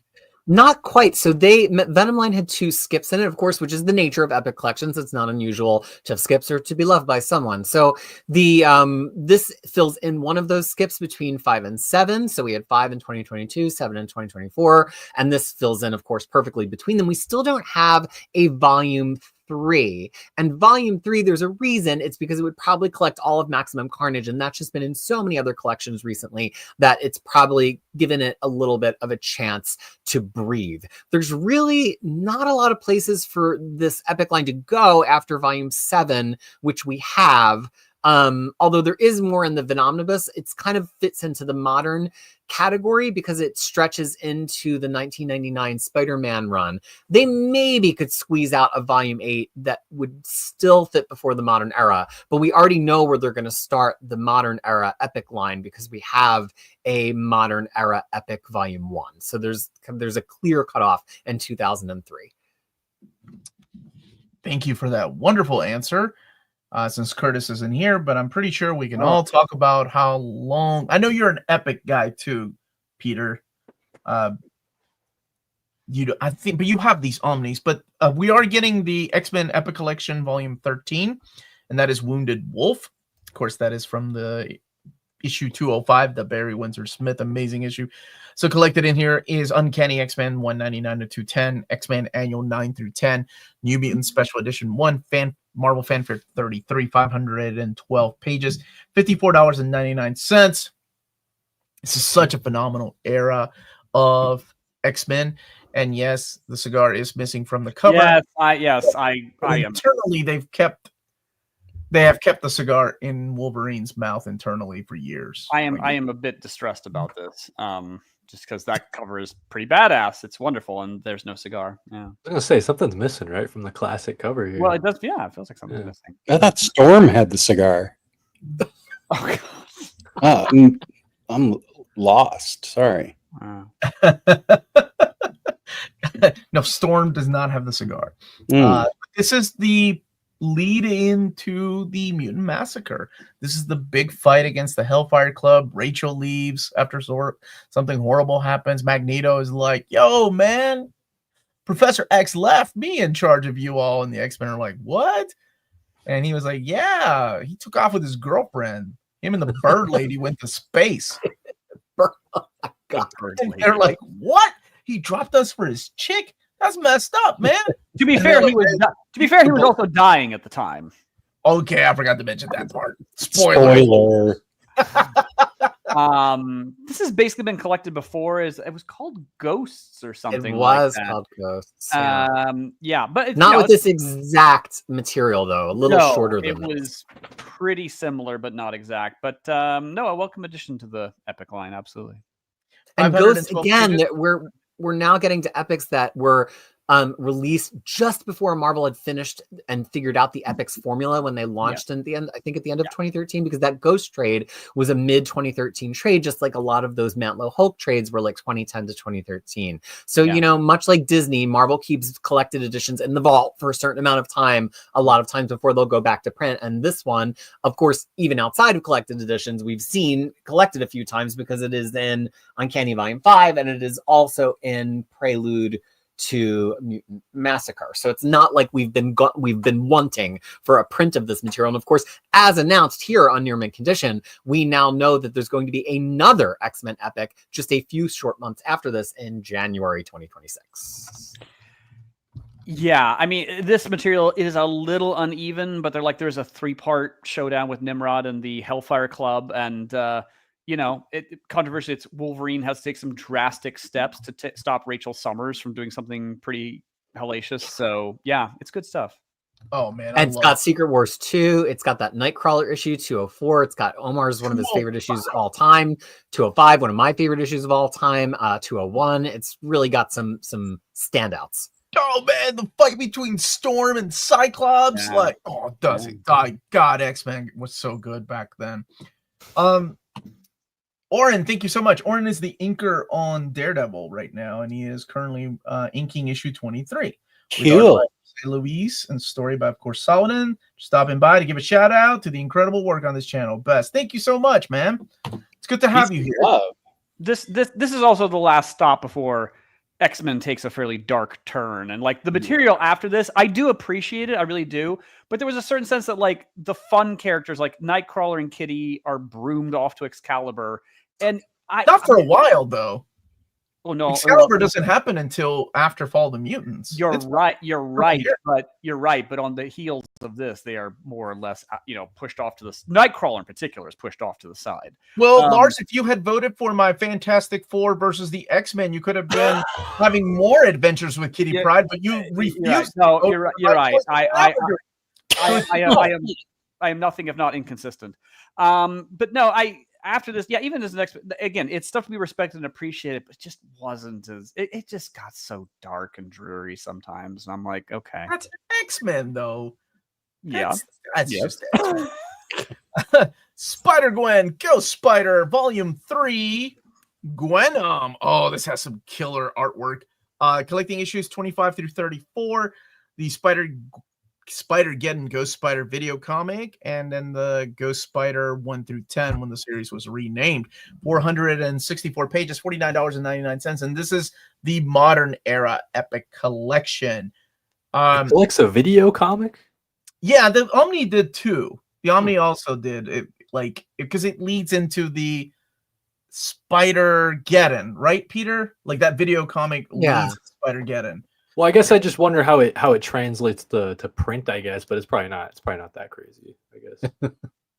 Well, a video comic tends to be, I don't know if anybody's seen the way that they did the Whedon and Cassaday Astonishing X-Men, but it's panels and then one thing moves and somebody's arm moves or they move forward from the foreground. So it's kind of it's still built it's not off like it was of an animated.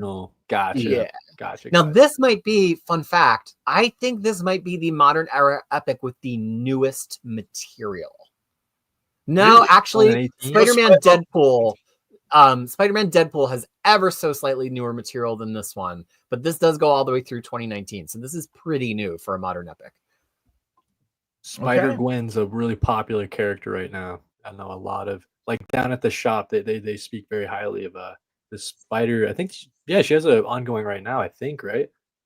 By Stephanie Phillips. Yeah, by Stephanie Phillips. That's going to reboot right. to a new number one. Same writer, new number one. Yeah. People speak highly about that Stephanie Phillips run, especially. So sure.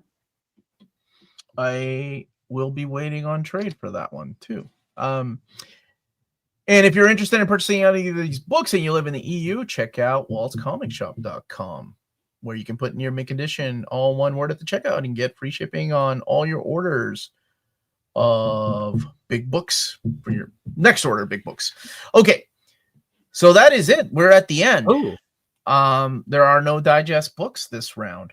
There's no Marvel Masterworks this round, which I promise I'm still trying to get a definitive answer for people that are asking what's going on with that. Right now, there's a pause. So that's all I can say. So I'm going to do it. Find it. Oh, sorry. No, Cody, go ahead. Oh, I was just going to ask, do you guys find it kind of weird that there's only one more Marvel Premiere collection? I thought we would see this line kind of expand, because you look over at DC and they're kind of, they're really going into this line. So I was just curious if is it only it must be less than 10 in total that they've announced for Marvel Premiere Collection, right? Yeah, they seem to be taking their time. That they're doing one a month is what they're soliciting. Where I think DC was doing 2 to 3 a month. Like Gotcha. DC, you're talking about the DC compacts, right? Right. Yeah. DC. DC Comics, also yeah. had the advantage of having like a lot of these books, like Watchmen, like a lot of the books that they've just recently solicited, that have been sitting as original graphic novels for Ready to go. years. Right. They've been ready to go. Whereas Marvel's having to like pick and choose, like, okay, what titles do we have that we can make? I'm honestly surprised we haven't seen Infinity Gauntlet revealed as one of these. And maybe they're still testing the waters because they are a little bit different, right? These are $14.99. Granted, they're a little bit bigger and have extras with new introductions too. Whereas the DC ones are a little smaller, but they're $9.99, making it a little more affordable. And I think they're trying to figure out exactly what this is, because the Mighty Marvel Masterworks, unfortunately, that series I think just got canceled, unfortunately. And I was a big fan of that. And I know a lot of my viewers with kids were big fans of that too. Yeah, the DC ones seem to be more of a Tankobon size, like the original Tankobon, like the bigger, like the little ones. Yeah. Yeah, and also DC kind of went with a really wide spectrum on those compact comics, where they did some kind of more adult and mature runs, but then they did some like fun kid runs. They did some runs that were right from the middle of the series that just happened to be a couple of good arcs. They really had a wide spectrum of stuff. It's not just like they stuck just to the Watchmens and the All-Star Supermans of their titles. Marvel seems to be really leaning on the idea that they can market these to film fans so far. If you look at every one of them closely ties to a film property in some way. So I think it's going to be interesting to see. And also they're a little more prestige. And I'm not saying anything negative about the DC compact comics, but if you look at the book design of these, the DC compact comics are definitely designed just to look like a cool manga collection on a shelf. These are designed very much like Penguin Classics with that, the red on the bottom. And I just think, I wonder if Marvel maybe slightly missed the mark by making these look a little too upscale. Yes. Like maybe they should have looked a little more like throw it in your bag, dog ear it. Like, the branding really matters on this stuff. And I think that's part of why DC compact comics moves so much, is the price point, the varied amount of material, but also it just feels like a book that, since it's cheap enough, you can kind of just throw it in your bag and roll. I agree. And this was called Marvel Premiere, which, Premiere kind of suggests more high end, where, as you say, you would think you would want this quick, cheap, and dirty. Like quick, cheap, and dirty was my like the best things in life. Yeah, that was my the guy that had the comics for Lars. Yeah. That's the same way I like my hot dogs too. Quick, cheap, and dirty. So I hear you, Lars. I hear you. Thank you. Omar, I apologize, but I got to get going. Yeah, buddy.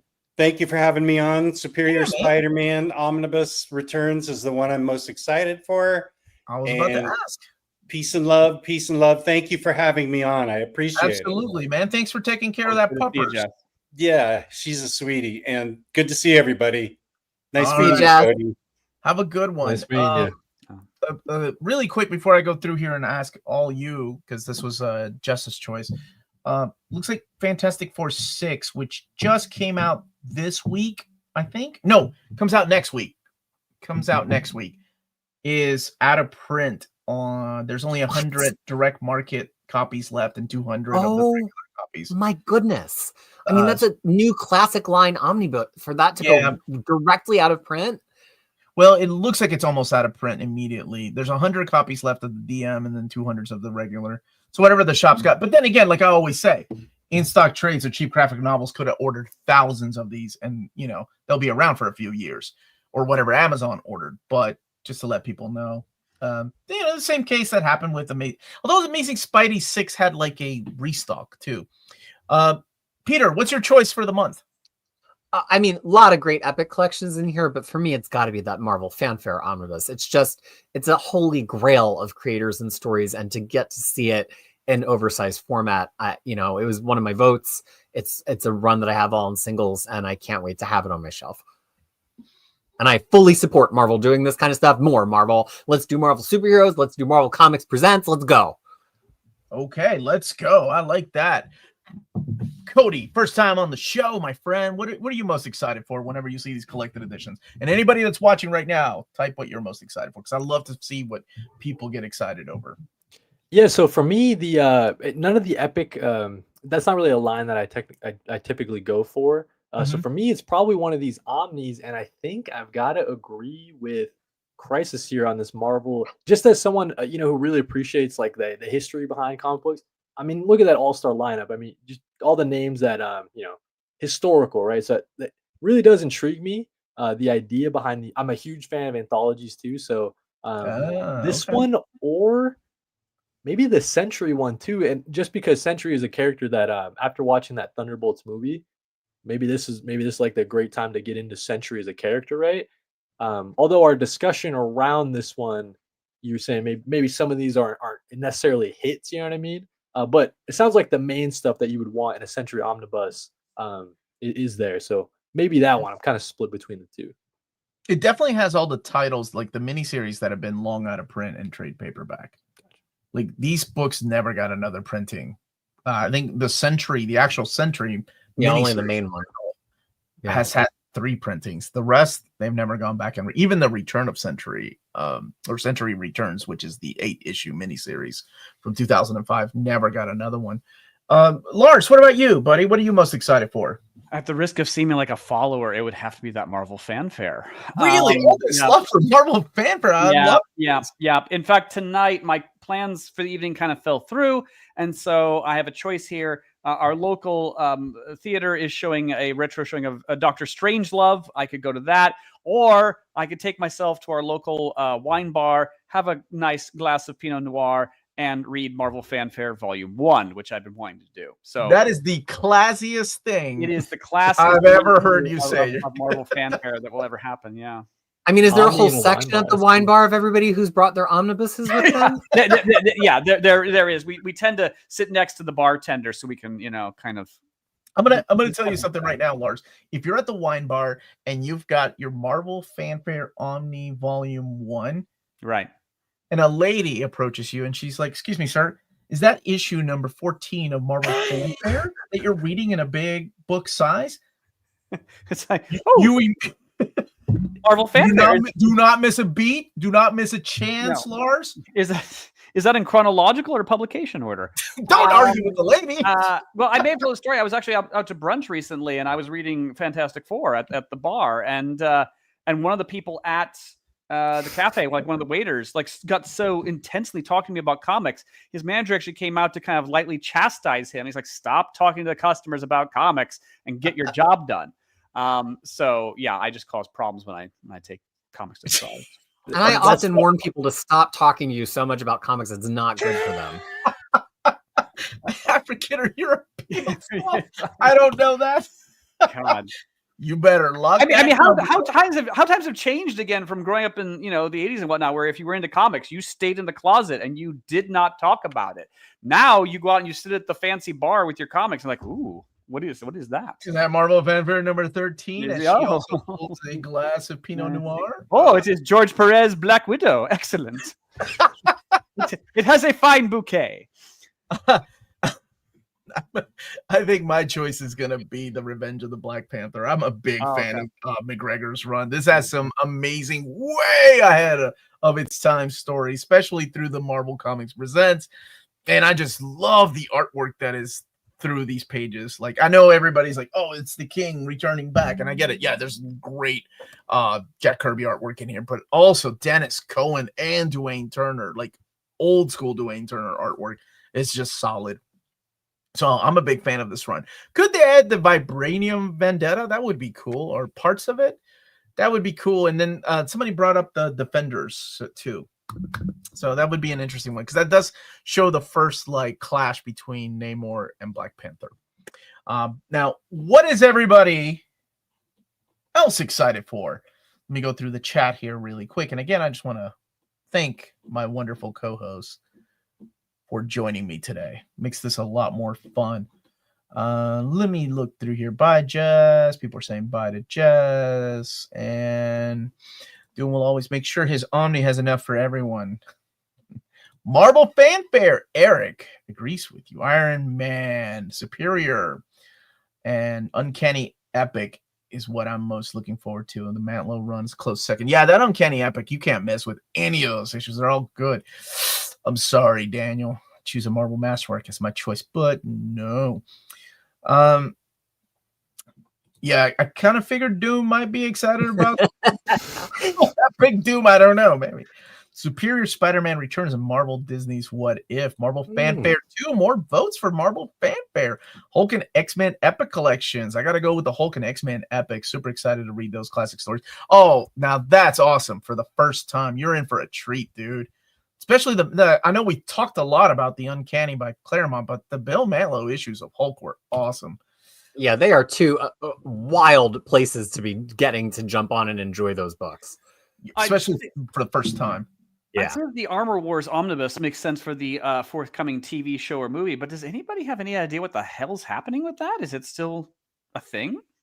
Isn't that like the next Marvel? Well, like, besides Fantastic Four, isn't that like the next Marvel project that's coming out? I think, and I don't even know. I saw. what's I about think it could be a TV show. Then they're like, well, maybe it's going to be a movie, and I have no idea if they're even So filming. weird, yeah. I don't know. I'll be honest. I have no idea. No. Marvel Fanfare and Hulk Epic Collection. And excited for the Sentry, but it does need some stories that are left out. Not excited for the Sentry, but I'll get it. The Sentry Omni for me. Peter, I think, explained what Marvel Fanfare was beautifully. It's an anthology series that was released bi-monthly at Marvel from 1982 to 1992, almost 10 years. There's only 60 issues of it. But the top tier Marvel writers and artists were working on the book. I think later on they were running out of ideas and stories, and eventually I think they had like backup stories that weren't used somewhere else that they started reprinting through there. Loving Marvel Fanfare Volume 1. I'm glad people are really liking it. Guggenheim Star Wars for me.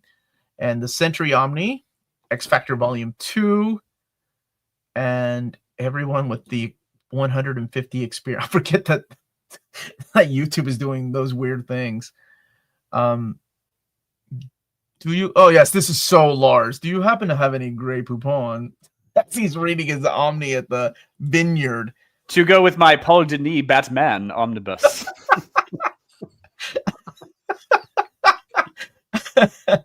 Oh, man. Wine bars have low lighting, Lars. Your story is falling apart. As I mentioned, that I don't yet have cataracts, so it's okay. Yeah. Wow, okay. Sentry Omni for Warren. That's a surprise. Red Hulk. There's Warren. Hulk, Venom, Spider-Man or Spider-Gwen, Miles Morales, Deadpool, Marvel Tales, JMS. I'm just buying everything. And then, oh yes, Gene Colan's artwork on Black Panthers. Excellent. Okay, yeah. X-Men Epic Collection Volume 13, Cigar Massacre. Do you find out when reprints happen? Need Uncanny X-Men Omni Volume 40. That got voted in our top 20, so I'm hoping that they do. Dude, I haven't seen you for a long time, man. How you doing, Asian Johnny Depp? Finally caught Omar on live stream. Been a while, homie. Also, hundreds watching midday. Don't you people have jobs? They come from overseas. Technically, I was supposed to be working while I was on this live stream. Oh, so. Cody, don't rat yourself out. What if your boss is watching, man? It's true. It's What if true. he's- what Yeah. if that's he's a true. minty and he's like, "Hey, man, we need to talk, Cody. You need to come into my office. Can you introduce me to the Uncanny Omar? I'll do you a solid. Marvel Fanfare and Ultimate X-Men. Marvel Fanfare and the Moonnight Epic. Ironheart is coming. Oh yeah, Ironheart does come out in a month. Ironheart. Yep. That trailer is actually pretty good. So I think Armor Wars eventually did get canceled. No Masterworks, David. Not this round. Nobody knows the status of Armor Wars. That is true. Still excited for Black Panther. Do extra points do anything? Yes. 1 million XP points will guarantee you a no prize from near mint condition. That's what you can do. You can cash them in. It's everyone with 150. Shut up. Lewis, Marvel Fanfare 2 for me. And let's see. Is there anybody else? The Sentry is the best. Wow, Sentry Omni. Movie had me curious.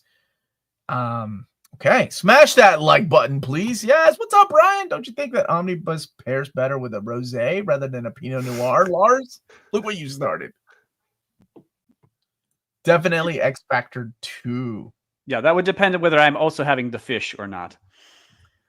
Do you eat at this bar?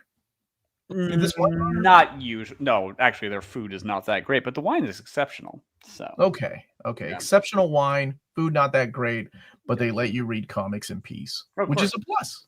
That's a plus. yeah, Yeah.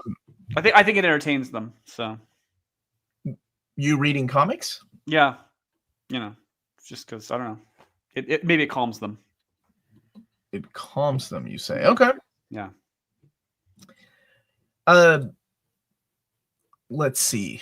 Let me look at some of these comments. For all the new viewers, I inspired to get Omi, my homie, a good. He did, man. He used to like mock my little table. He's like, that thing's gonna fall apart, Omar. And I was like, all right, man. I guess I'm buying a new desk for my videos. Thank you so much for that, buddy. I hope you've been doing well. No people feed Lars. If I get enough XP, do I get to unlock something from my skill tree? Sure. Let's do it. Watching Lars is like the real life Paul. Like from SpiderMan Paul. And Claudia's saying XFactor Volume 2 just for issues 41 through 50 since they're not collected anywhere. And don't forget Cyclops Retribution. Yeah. Yep. A lot of people are gonna want that one. Yeah. That Cyclops Retribution is awesome.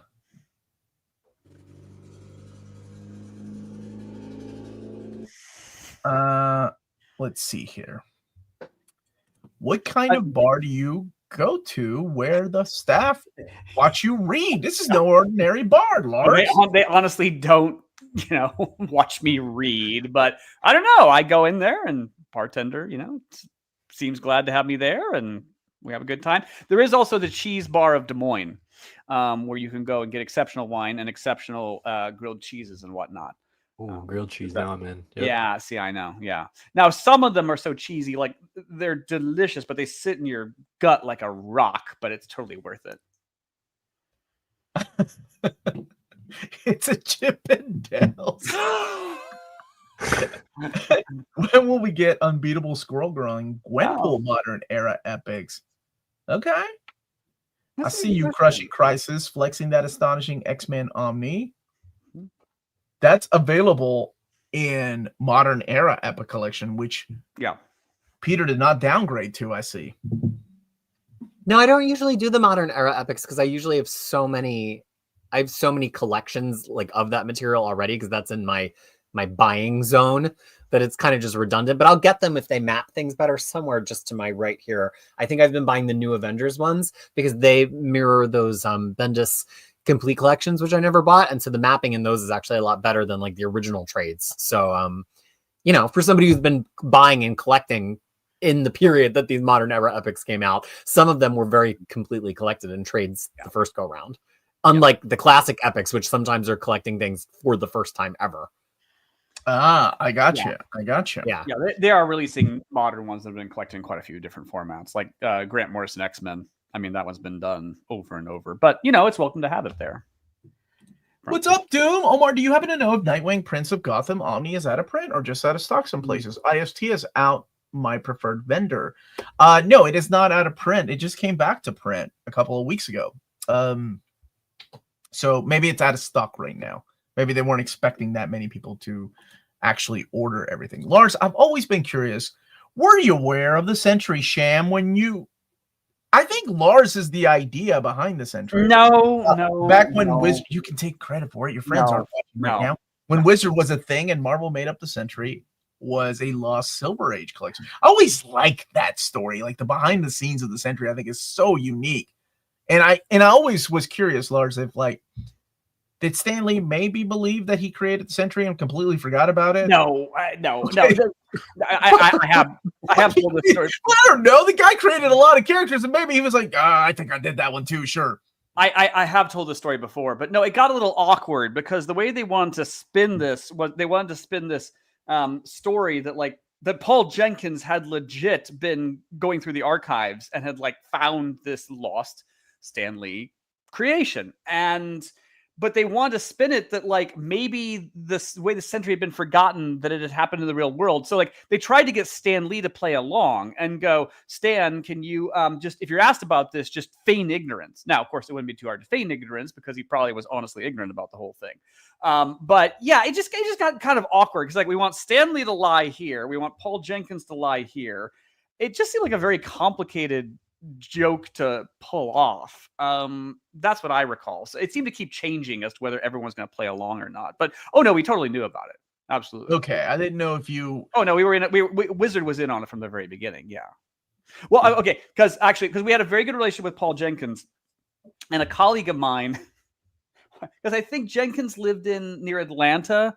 He lived in Georgia, and so they were going to do this big feature piece on Paul Jenkins and his work and so on. And for some reason, it was decided that my colleague Chris Lawrence would be sent to Georgia to interview Jenkins and do this article. And somehow it was decided that Chris would have to dress up as Spider-Man and they'd have to go to a golf course for reasons I do not remember at all.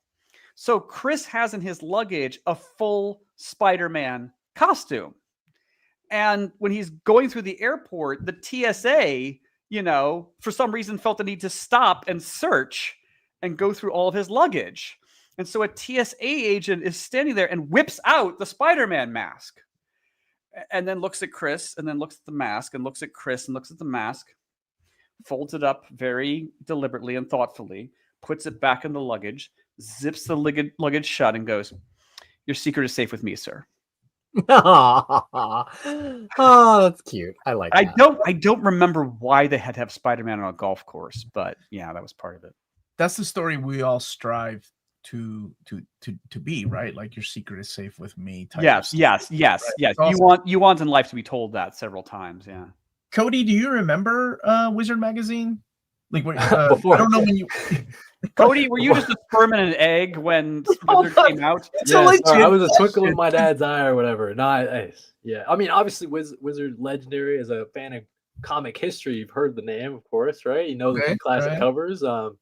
But never had a copy of Wizard myself. That's for sure. But, yeah. Well, it is somewhat horrifying that Wizard's been dead for 14 years. Yeah, because it was like with that Hickman issue with the Human Torch. That I think it came out the same week that Human Torch. Well, I'd have to go back and check because I was gone by then. But I think the last issue may actually have been Ryan Reynolds' Green Lantern, which of all things, on the cover, which of all things to finish on is just a bit berserk.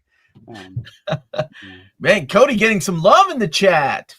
Trent, what's up, Trent? Here, man. Love your videos. That's awesome. That's what's up, dude. Thanks. Oh, I'm gonna let Lars read the last part. Oh no, love Lars. My goodness. What's the middle part, Lars? Thank you. I am touched. Yeah. I attempt to be a ray of sunshine everywhere I go. Lars has that Riz at wine bars with the ladies when he's got his Marvel Fanfare omnibus in a Pinot Noir. If only it were the ladies, but it seems drink with your pinky out too, Lars, like a classy fella. It seems to attract the dudes. Really, is what it does. No. Well, which I was into that sort of thing, fine, but I'm not. So. Yeah. Let's see here. Thankfully, Dom isn't here to hear say Riz. No, he's not. He's playing his Nintendo Switch 2, which I haven't even had the time to set up. I went to the midnight release last night. I dorked it up. I was like, I haven't done this in over a decade. I'm gonna go and stand in line with a bunch of freaking nerds. I don't know who they even are. And it was a lot of fun, man. I stood there and played some video games. It was really nice to just get out of the norm of I could have edited it.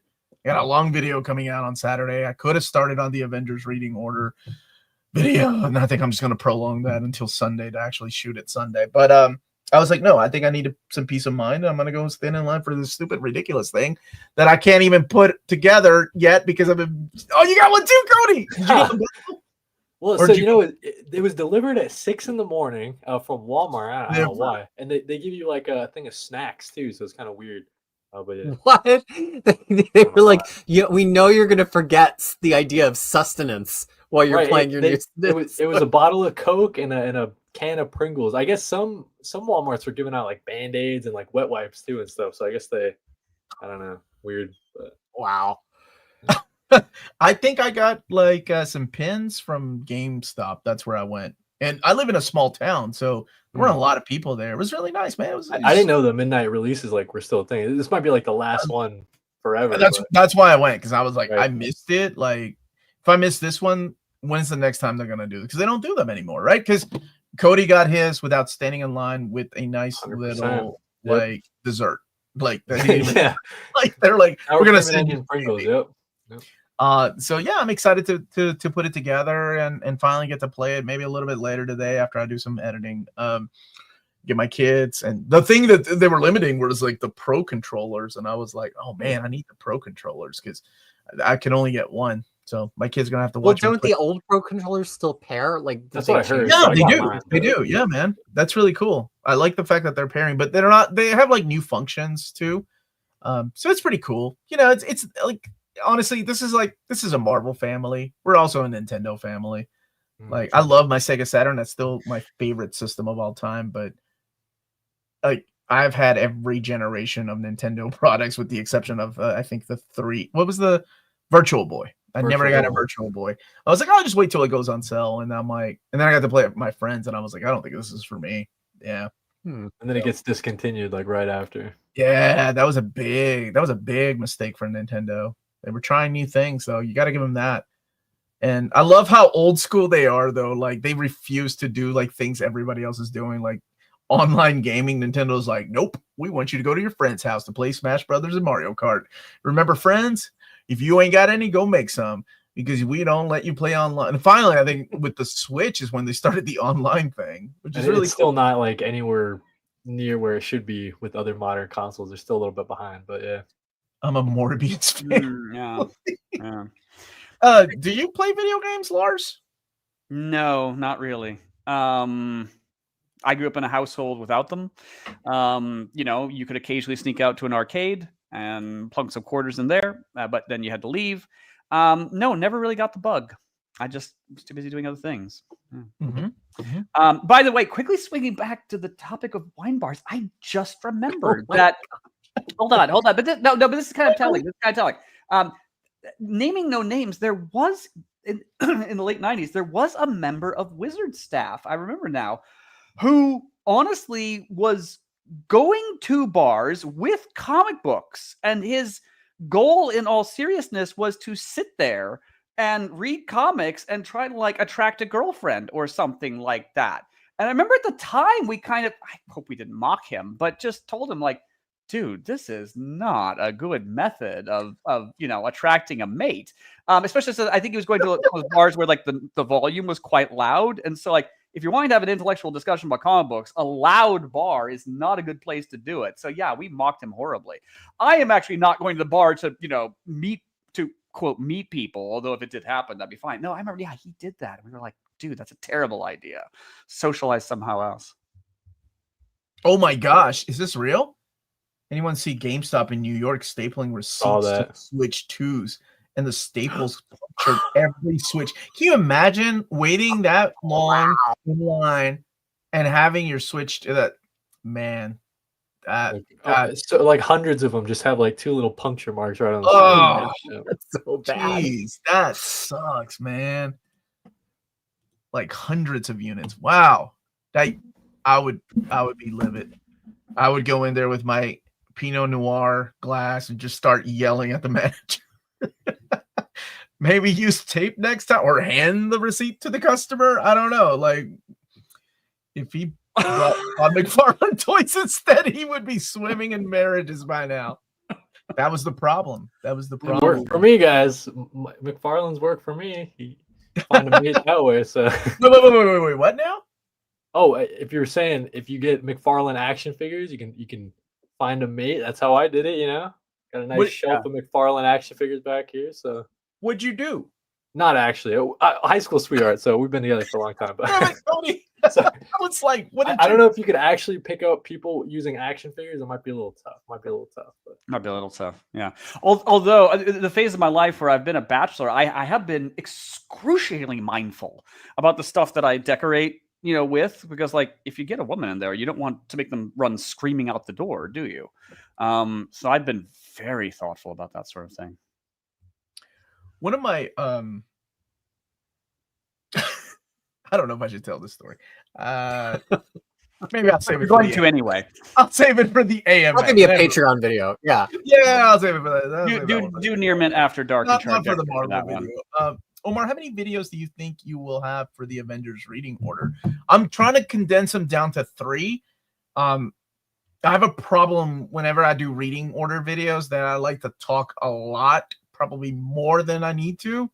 And that's my problem is like, this is the only time I ever think, a script would come in handy.